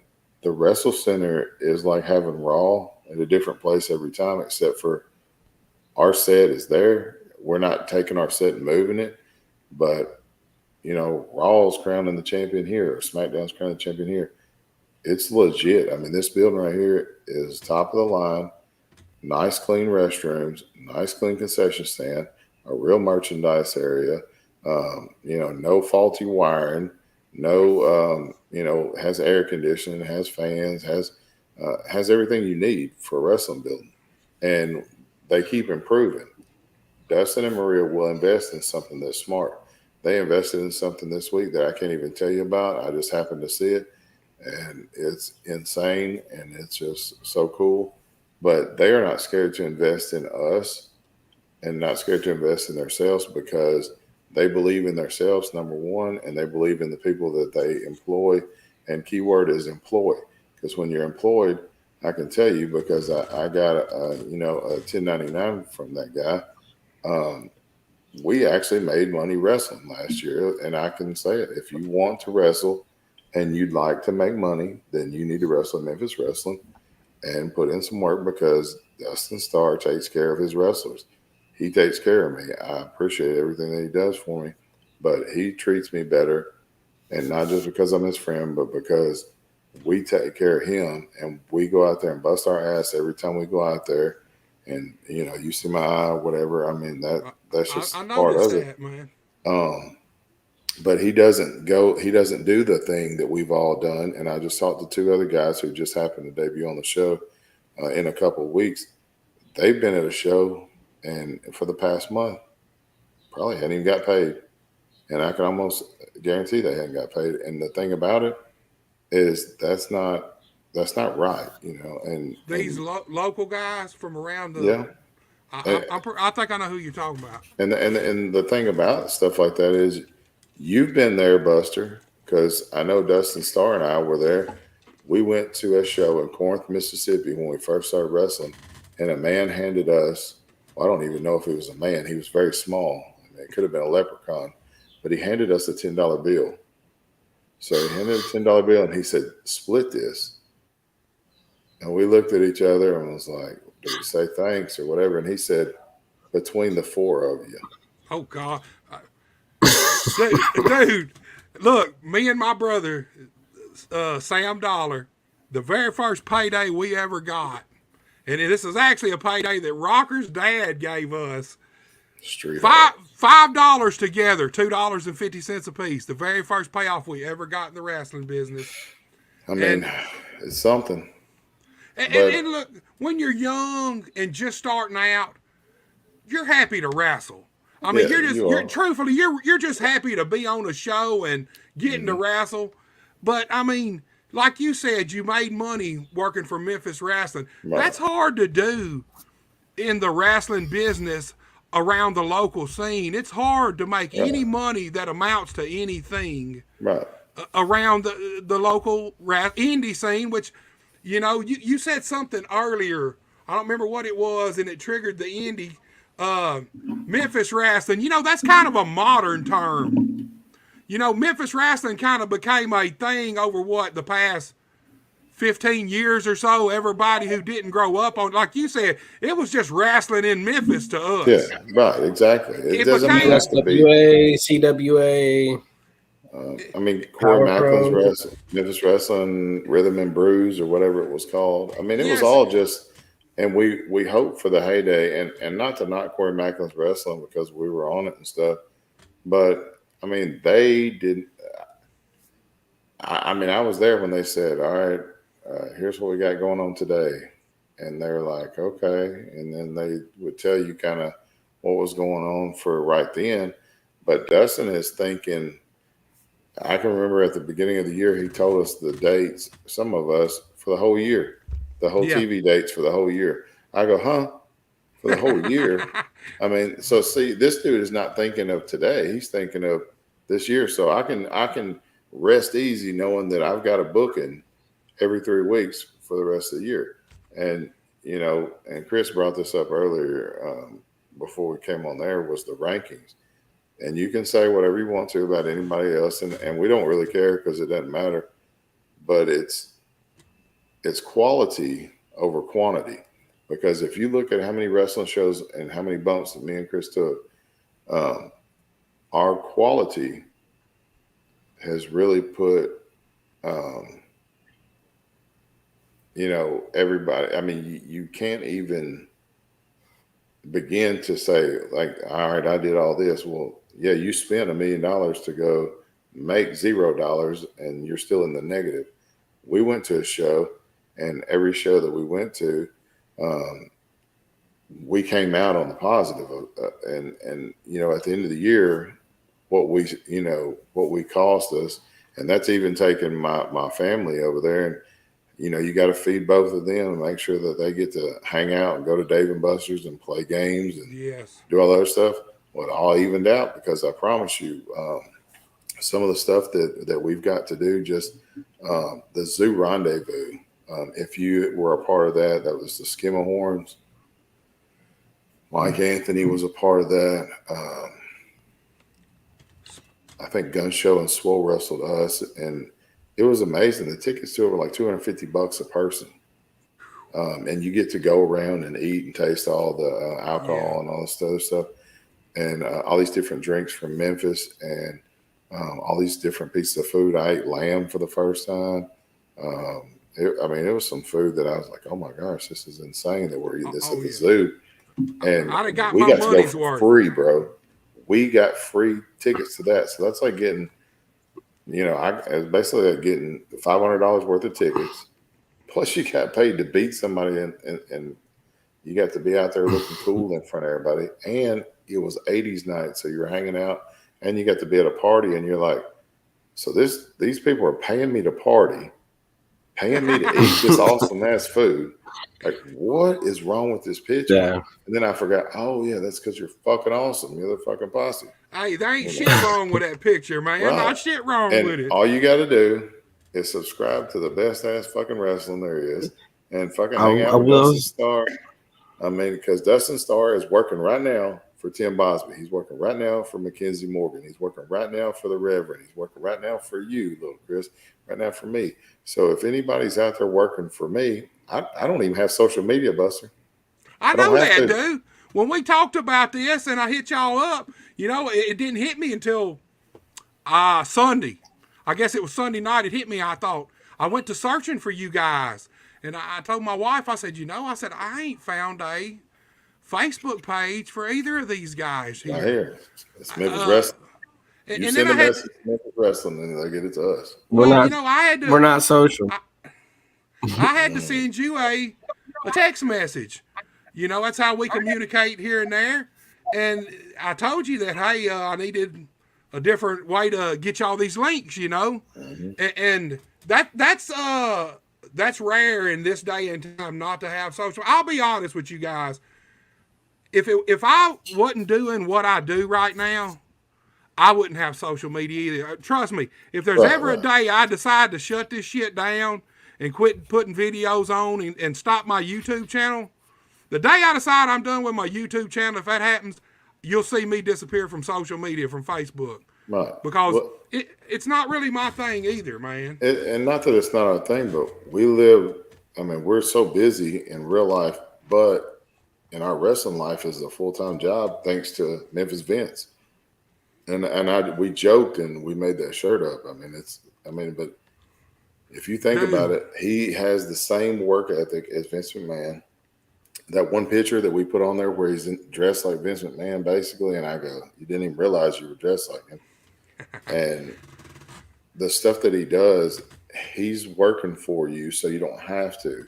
He's out there pushing for stuff that you do. So, why not just, I don't need anybody to know my business. The person that knows my business is my employer and my tag team partner and the people that live in my house. And so, nobody else needs to know. That's how Aaron Roberts got spiked in the face and nobody saw it, because the employer knew we wanted a match, but he didn't know what we were going to do. And then we got to, tear up the Wrestle Center. Nobody knew except for this guy right here. And then, when you do stuff like that and you keep it on a tight circle, nobody knows what's going on. They can't mess with us. And so, if you want to get on social media and talk to us, there's a thing, and I think it was Mike Tyson. He said, people get too comfortable with disrespecting people without getting punched in the face. And so that's kind of how I feel about that. Like, so I don't care what people say about me, on there, or what they say about Chris, or even what they say about Dustin, because they're nothing compared to him. And they're nothing compared to us, and they're nothing compared to anybody who's a stand-up person who will come up to you, and if I got a problem, I'm going to call you on the phone, or I'm going to say, hey, can I talk to you in real life? I don't need to send you a text message, and that's unprofessional, I feel like. But just say, hey, I don't like this that you're doing. Let's figure it out, and then let's go move on. Call me. Don't come to my house. Talk to me in person. Don't put your business out there because then to me it just looks silly. Um, and it's not my business. It's not your business. It's not anybody else's business. I mean, some stuff is just private. That's right. Just just stupid. Guys, Justin K says the baddest dudes in Memphis. He's talking about you guys. Oh, I He thought he was says putting that, over himself and Aaron. oh, he could have been doing that too, Oh though. man, Now, you never know about Justin. He definitely going to put him and right. Aaron over. But he said, look, them promos are off of the charts. The promos y'all been doing off the charts, man. Thank you. Uh, Thanks to Terrence Ward Appreciate too. it. and he also says, like y'all did, Dustin never sleeps. Right. Look, I love the Memphis Vince thing. And for me, I don't think if you're a guy who's running a wrestling company, you could not have no bigger compliment than being known or referred to as Memphis Vince. I mean, Yeah. truthfully, hey, he'll be that until 20 or 30 years from now, somebody will be such and such Dustin Starr. You know what I Right. mean? One day somebody will be wearing the same shirt, but it'll be, instead of Memphis Vince, it'll be, Florida Dustin Starr or some shit like that, It really is possible, and I feel like his goal is different than other people's goal. So good for him, you know what I mean? Like our goal is to, and like I've said this before, I wish we had this poster.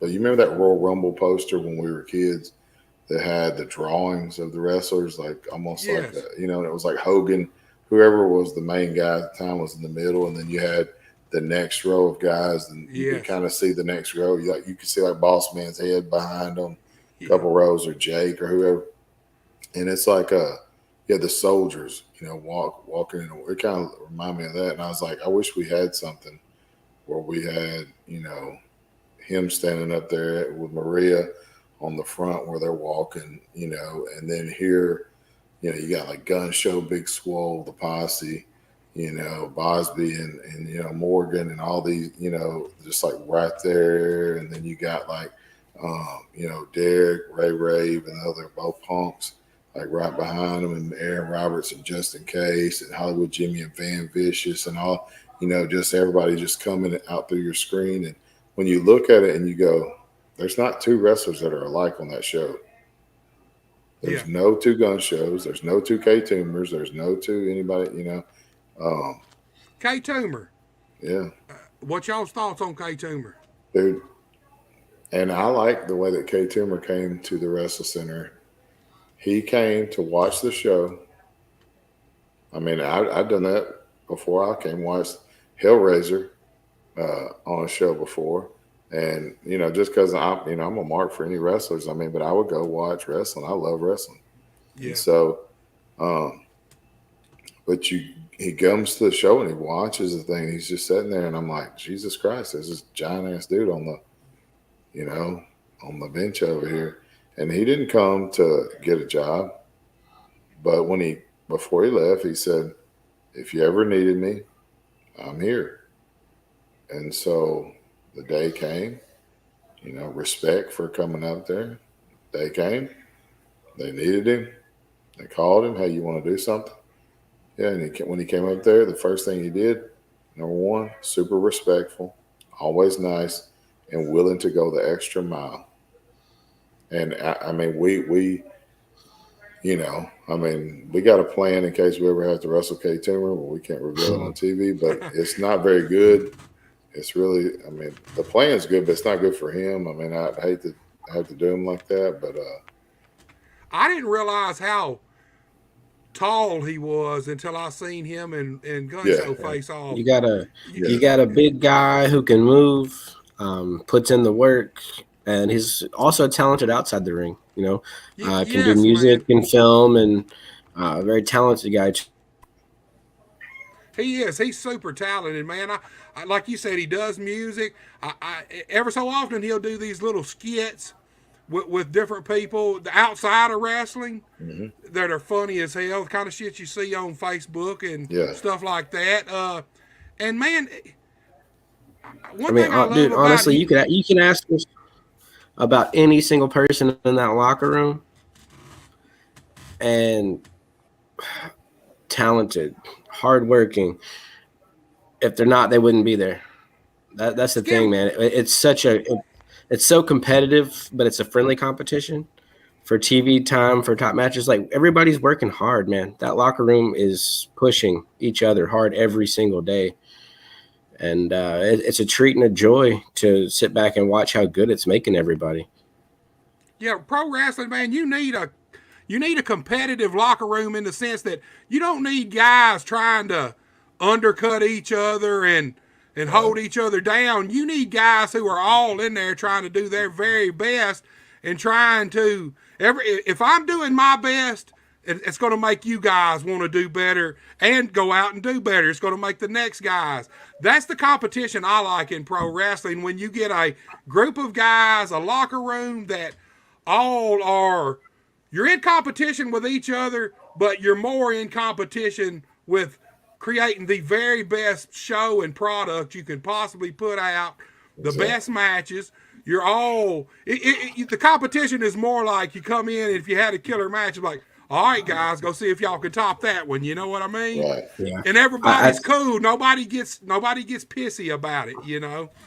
I think as you've seen the evolution of the roster, I think we're hitting on all cylinders.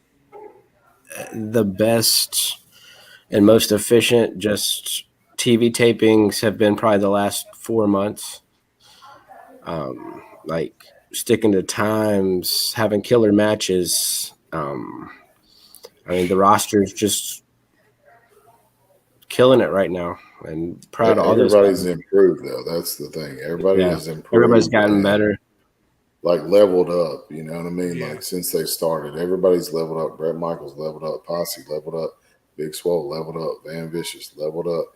Mike Anthony. If you look at Mike Anthony, at what he's done, I mean, like, dude, he's our boy in the Nightmare Posse, and but what he's done lately, I mean, I wouldn't have done that. That's on him. But hey, do what you gotta do, man. Everybody's got to do what they feel is right for them. Yeah. But we enjoyed the time we got to work with Mike Anthony. He takes it as serious as we do.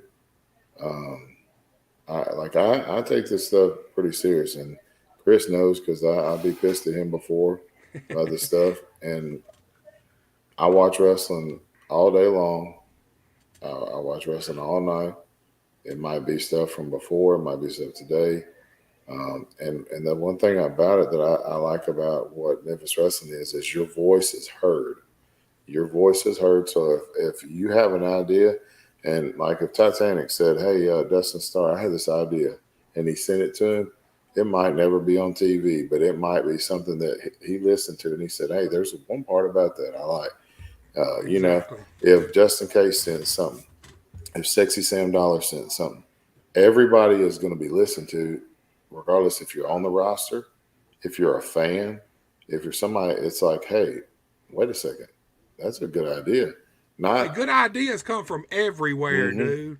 Kids, adults, whoever. Yes. Old people, young people, it doesn't matter. I mean, people that don't know wrestling, especially people that don't get wrestling. Those are the people, we all get wrestling. You got to ask somebody who's not like us. A casual get fan, the same, Well, Well, we look, know how we would get it. We've talked about the young goats and the situation with those guys. Yeah. And we brought up Justin Cole and the gun show several times throughout this conversation. Now, here a while back, you guys had a ongoing feud with these guys, with the gun show and Justin Cole. You want to kind of give us a little insight on how that all came about? I know these two guys Justin Cole was actually in contention for the heavyweight title. Yeah. And they kind of became a team, I guess, out of necessity almost. Yeah. And went after you guys. So how did that? I seen the part where you guys suckered them out to the parking lot, and you talking about being vicious. You laid Justin Cole out with the sledgehammer, man, straight to the back of the head. You know, That's the kind of things y'all been doing. That's what I've noticed about y'all since the switch. Y'all have used a lot more plunder than I ever remember you using before. I could be wrong, but man, it seems like every time I see you guys, y'all are hurting somebody with something. Well, Whether I it's a mean, chair, whether it's the We're working spiked smart. right. Work the smarter, spiked not shoulder harder. pads. There you go. What's your thoughts Efficiency. on y'all's feud with Justin Cole in the gun show? Well, Um, that started when we decided to stand up for ourselves and take what was ours. And Justin Cole, a friend and ally, he was too scared to step up and take it for himself. And that led to that rift between ourselves and Justin Cole. No hard feelings, water under the bridge, what have you. I don't know, but Justin Cole would feel that way with that sledgehammer to the back of the head. I don't well, think I would feel that way. I mean, he knows because he's hungry. He's hungry too, and I'm not. I've seen you know him in the ring the last. I don't know, man. I honestly don't think he's lost since we beat him for the tag titles. I mean, so since if we didn't get beat for 8 months, I feel like he hasn't probably lost a match. Um, I'm trying to think of a match.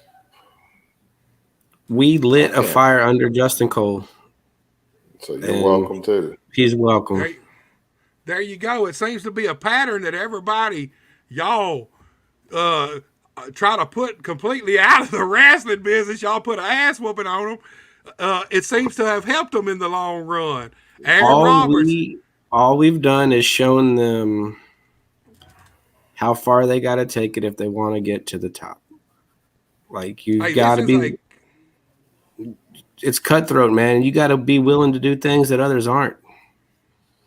yes. And You took the words right out of my mouth. That's exactly what I was going to say. It's a cutthroat business, and if you want it, you got to go take it. Right. If you just sit around and wait for somebody to pencil you in, you could be Right. waiting there forever, dude. That's Mhm. Yeah. one thing I didn't learn early enough in the business is that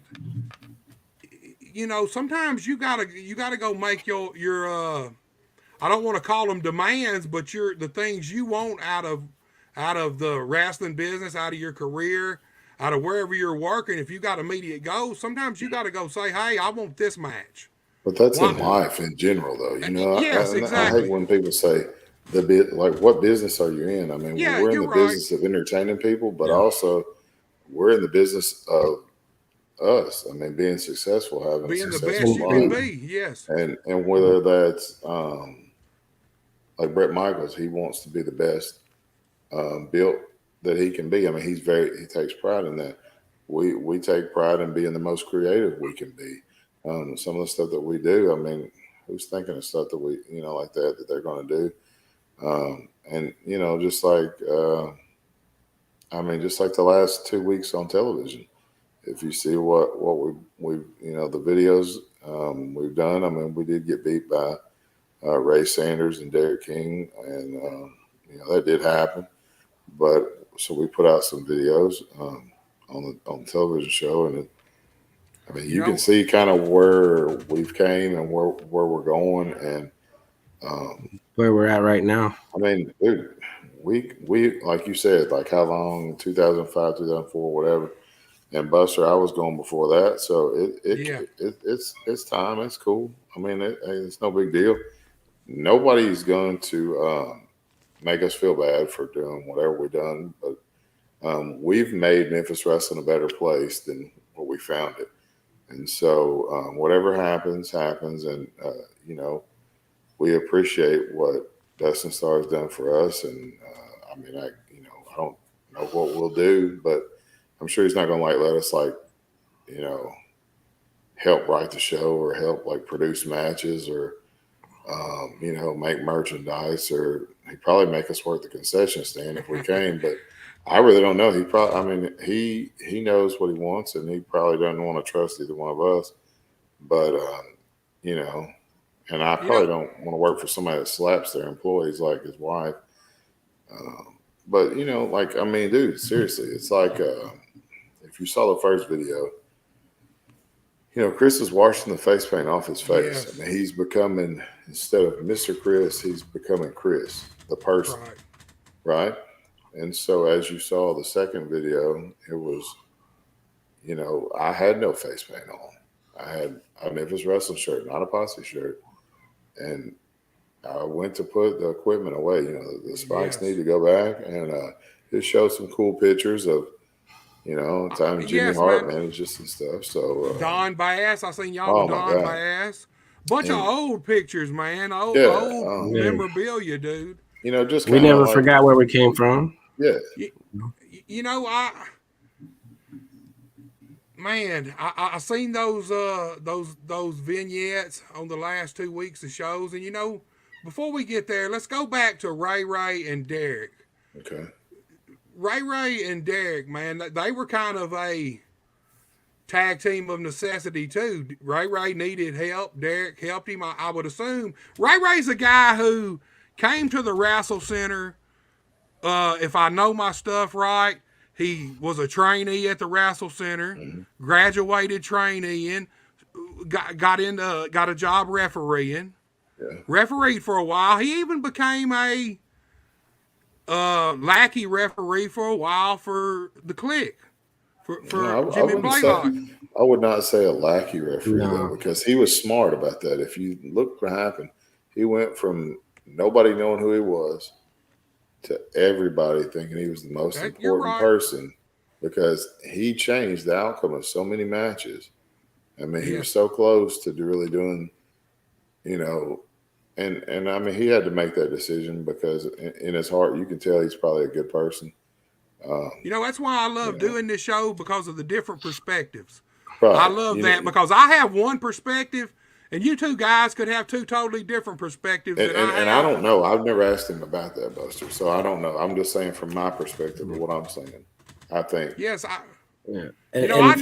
never thought about it that way until you said. But yeah, you are right. He was just a young guy trying to break into business, and then all of a sudden, everybody knows who he is. Right. By joining the Click. He changed the outcome of title matches. He refereed a Ring of Honor world title match between Jonathan Gresham and Nick Aldis. Yes. I mean, he went from obscurity to being a very prominent figure in a lot of very important matches. Well, he's kind of my match with Rocky Johnson on the Young Buck. See, I didn't realize he got to be on that too. See, that's freaking huge. He was my referee in that match. Okay. So, dude, I did try to attack him after the match too. That's huge.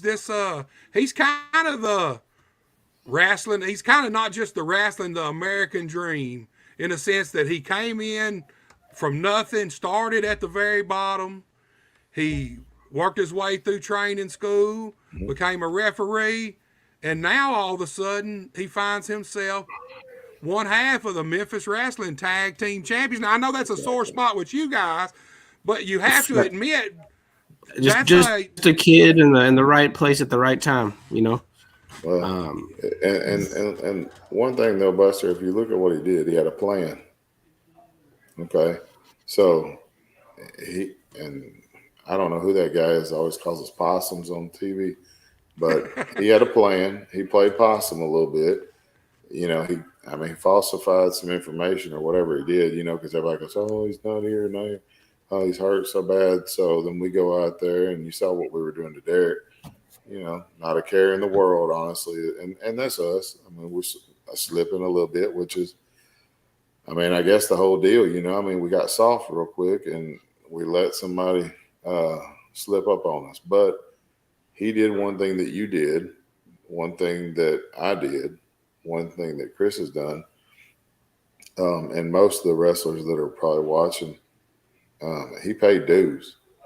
He started from the bottom, and he did exactly what I did. He actually, I had wrestled a couple times before, but I didn't do it. I didn't know what I was doing, so I went to the training center with Don Bass.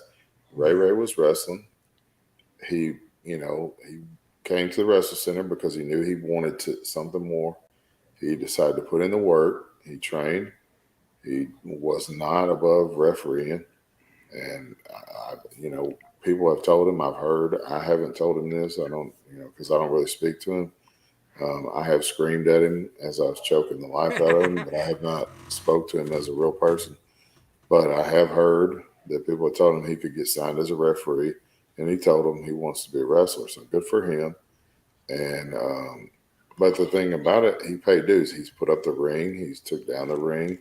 He's made it to the shows. He refereed. He probably, I'm sure he worked security, but I mean, I don't know if he did or not because I wasn't paying attention. But he did all the things that we're supposed to do to earn the respect of what you're doing of your craft. It's like being an apprentice, and then you go all the way up. And so he understands what it means to be a champion. So good for him. Hey, But I mean, luckily for him, I mean, the last 2 weeks, I mean, we've made a decision. So good for him. He's got a pass. He didn't have to wrestle the Posse. guys, we've been on here for 2 hours and 5 minutes. It's flown by. We didn't even get to talk about a third of the stuff I had on my notes. If I'd had my whole notes, we'd have 3 more shows at 5 hours apiece. Yeah. But let's go back to the last couple of weeks. The vignettes, you guys seem to be reflecting on your careers. I mean, here it is. I guess this is my final question. Is the Posse done? I mean, that's just that like done as what? They're done as wrestlers or done as people.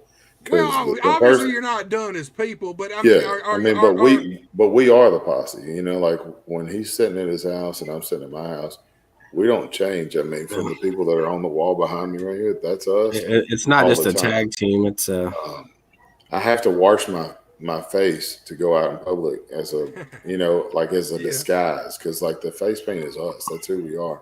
Like I Yeah. would rather go out in public looking like these guys down here on the bottom than I would looking like I mean, I just feel like almost naked without Dude, I'd rather wear my mask out, man. yeah, I what I mean, mean. Like I never even I didn't know what you look like for forever, and I was years. like, Yeah. and I'm a big wrestling mark. That's great. That's why I like stuff like that. Okay, well, let me rephrase that question then. Are the Posse done with wrestling? In ring wrestling? to your point, man. I'm starting to get a little gray in the beard.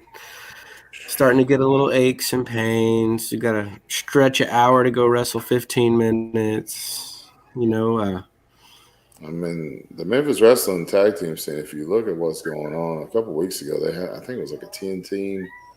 I think, was it 10 or was it 8? I don't know. For the Yeah, number one but contenders. Hustlers ended up winning that. They took a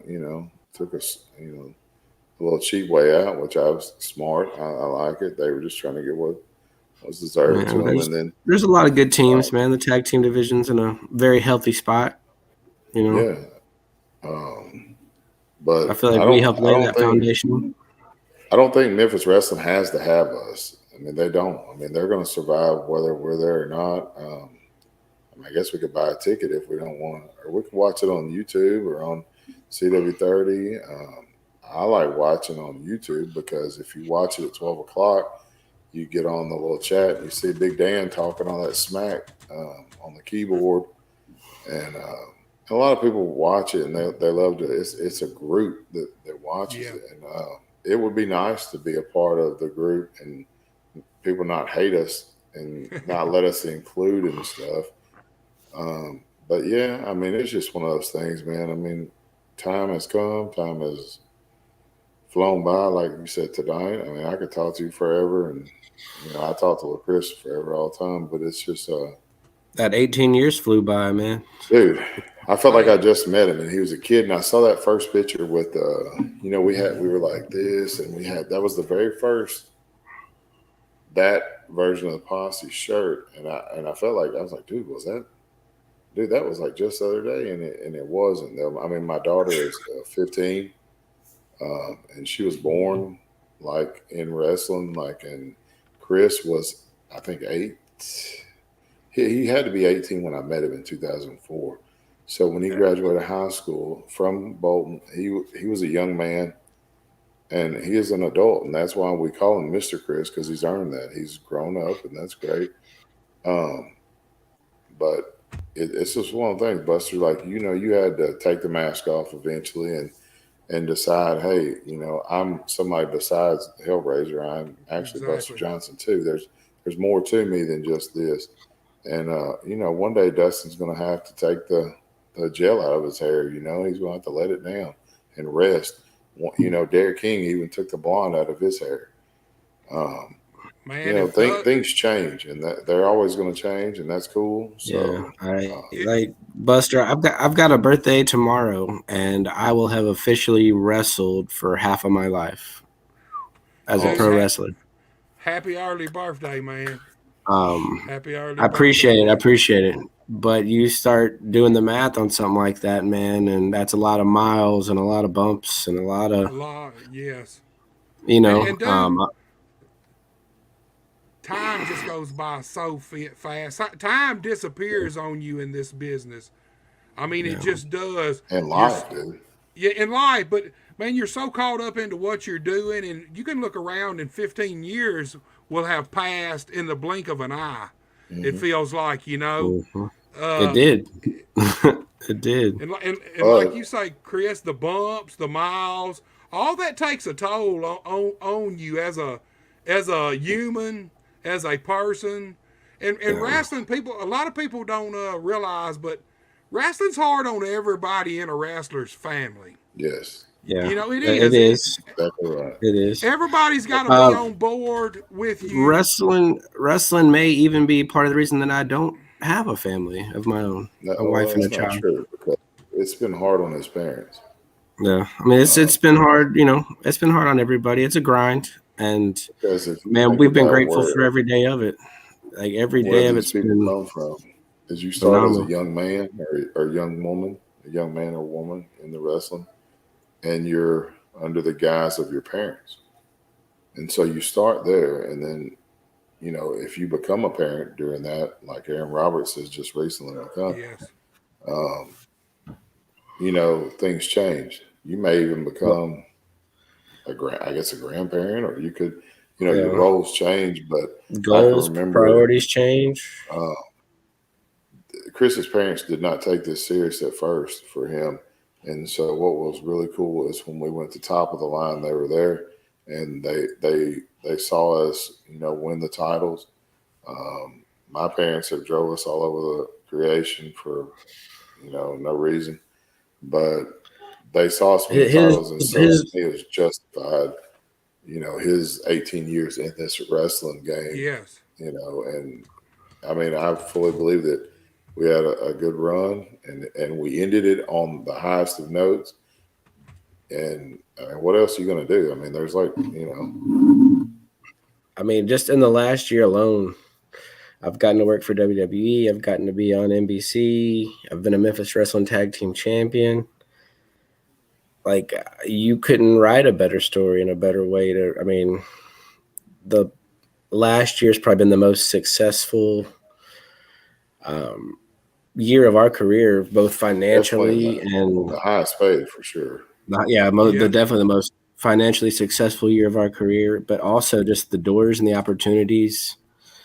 Um, you know, we never took those for granted, and we appreciate anybody that ever bought a ticket to come see us perform.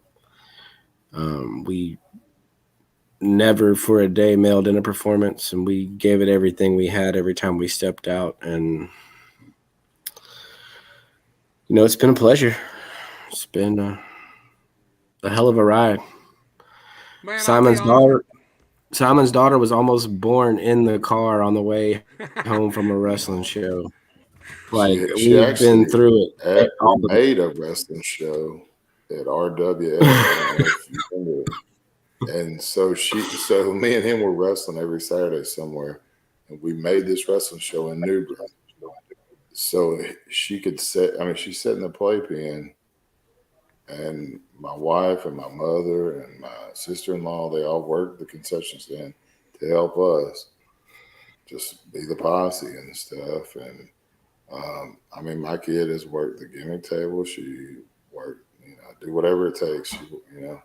And my wife, I mean, she does that, and they take care of us. And I mean, Chris has stayed with us many times. We stay with him, and there's like one of those things that like we have to pass it on. And so for this to be the end of it, if we could end it, with saying this: if you are out there and you want to be a professional wrestler, like me and Chris have been, and it's something that like you say, hey man, going to Memphis Wrestling would be awesome or whatever.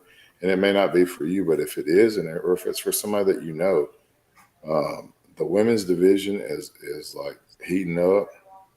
It's a great thing, and the girls just went on SmackDown. They were on Raw. They got to hang out with Bianca Belair. Good for them. And there's a lot of opportunities for the ladies out there, and there's a lot of training and opportunities for the men that normally weren't out there, that unless you were buddies with somebody. This is legit. It's not about what you look like. It's not about, who you know. It's about how hard you work and how hard, is your head. If your head's too hard, you might want to just ease on down the road. But if your head is on straight and you're ready to learn and you're ready to listen, you need to send your pictures over to Memphis Championship Wrestling and, look at it's the Championship Wrestling Memphis, the website. And on the bottom, it'll have a place. And if you send it to them, who knows? One day you may be in the ring and you'll be like holding the tag belts that we sold. Or you may be standing right there getting interviewed by the man himself, Dustin Starr. Or you may just be a referee. You may be a camera operator. You could be anything you want to be. But you could be, on this show, but you actually have to try. Nobody's going to come to your house and knock on the door and say, hey, you want to be on Memphis Wrestling? Or do you want a job? I mean, we're not going to do that. Nobody's going to do that for you. They didn't do it for us. We had to go and take it. We had to go, take a dude's eye out to get the job we wanted. To get a shot. Well, it's like Mr. Chris talking about getting to do extra work for WWE. Here's the thing about wrestling. Out of sight, out of mind. You got to take these opportunities. If you got a chance to go be, I don't care how big a star you are in this small pond, if WWE needs you to do something and be something, I don't care what it is. Even down to the damn ring crew, if that's what they need right then and they want to pay you for it, it's opportunity. That door is cracked open and gives them a chance to see your face. And the more they see your face, the more likely you are to somebody they need something or looking for a certain type or something. And somebody say, hey, I remember this kid. He's usually an extra. I think he'd be perfect for this spot. Let's give him a call. And that fucking phone rings, man, and it could be a life-changing phone call, And they're not gonna know you if you ain't there. That's right. And even the knowledge that you get, we got to talk to William Regal for 30 minutes in Fort Worth, Texas, and we got a full-on seminar right there. We got to see how production works, how TV works, how it's all shot, how it's all done. That kind of stuff makes you a better performer. You get to really immerse yourself in the top wrestling company in the world and see how it's done at the highest level. Dude, William Regal, one of my absolute favorite guys that I've ever got to meet and be around and work with in this business. When he came down here for Memphis Championship Wrestling, he used to sit around before shows and talk to me and Ron. And just basically impart knowledge to us. You know what I mean? Yeah. I mean, we did a spot with Brock and Cody, a pull apart, and after Cody invited all of us out to the Nightmare Factory to come train. See there? He said show up, tell QT you were part of that spot. Doors open. Come train anytime you want. See, opportunities come from all kind of different directions.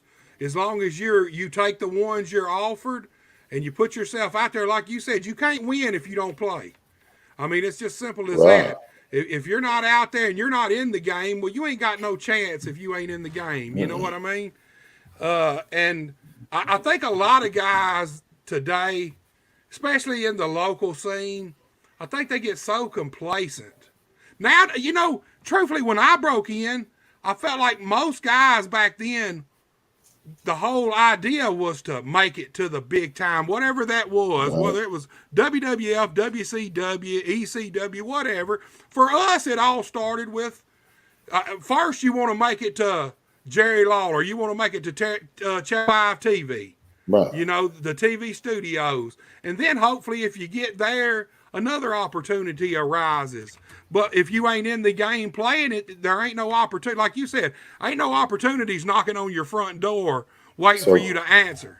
you saying that, Buster? Do you feel like that most guys got complacent, or so many generations of us got discouraged because you couldn't do anything, that some guys had to go outside of Memphis to get signed?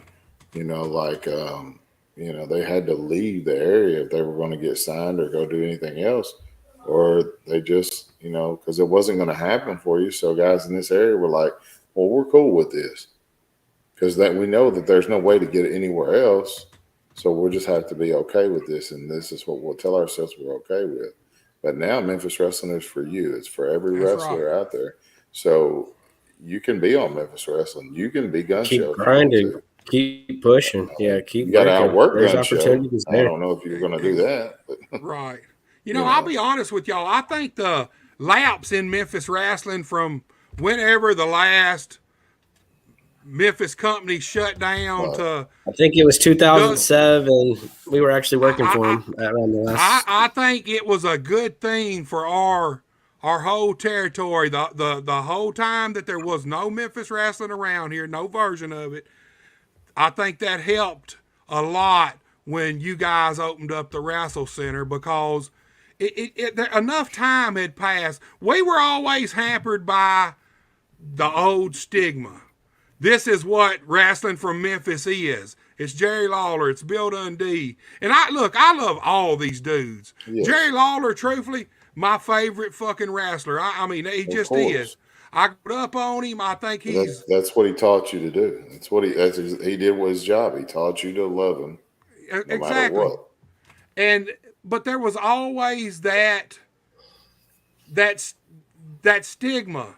Every other company after that still even Memphis Championship Wrestling. What's the first thing that happened once it switched to Memphis Championship Wrestling?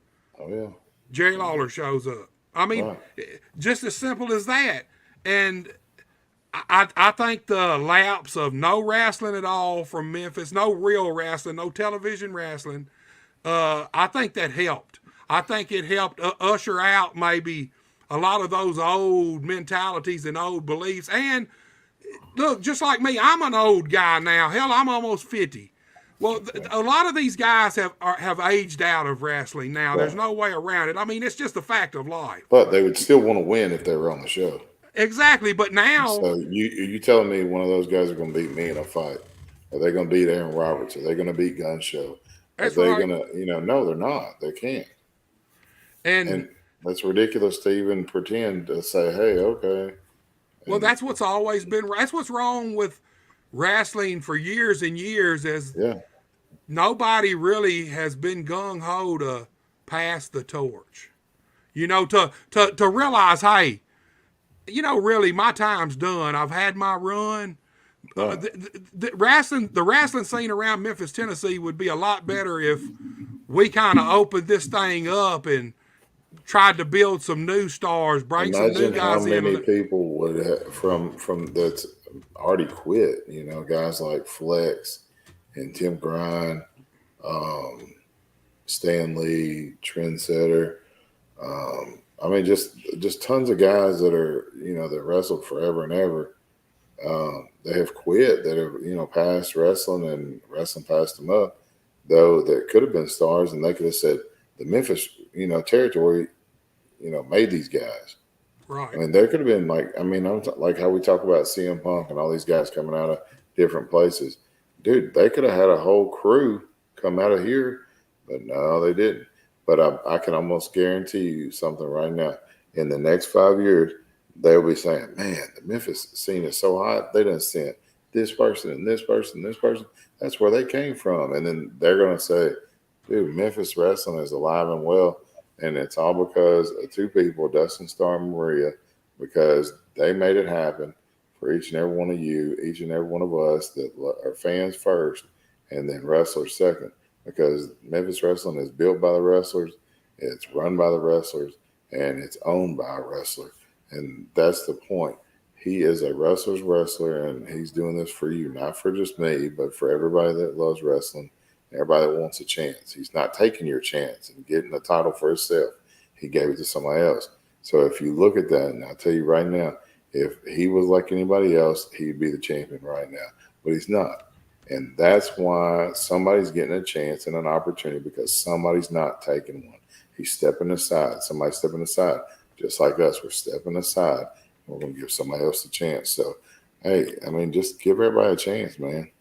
Hey, that's one thing people need to realize. Memphis wrestling, you want to go train, you want to try to break in the wrestling business. Memphis wrestling, it's not just an opportunity to break into Memphis wrestling. Oh, yeah. There's so many other doors that are opened by Memphis wrestling that, I mean, there's a bunch of different avenues, directions you can take if somebody wants you. You know, they need to understand that, man. And I respect the hell out of Dustin just for what you said. More, one of the main things is any other guy, wrestler who would have started his own company, first thing that happened, he'd have been the motherfucking champion. Always. Simple as that. Always. It never fucking fails. Always. Why? So stupid. Look, I can understand back in the day when Lawler and them are packing the Coliseum and he's the main guy and he's the main draw. But that's fine as long as you're drawing, you're selling out the Coliseum. Or as long as you don't get hurt. Because when he gets hurt, then what you got? Exactly. That's the thing, too.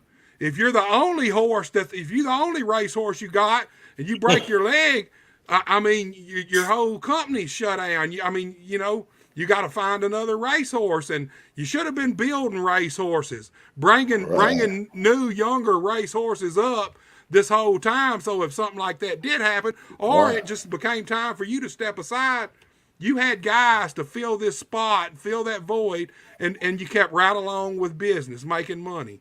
You know, wrestling's we laid the foundation, and now they build the house. You know, wrestling's one of the hardest. I don't know that there's any other business like it. I mean, it'd have to be being a rock star maybe, or even just a famous actor, a super famous celebrity. I mean, wrestling is a weird business.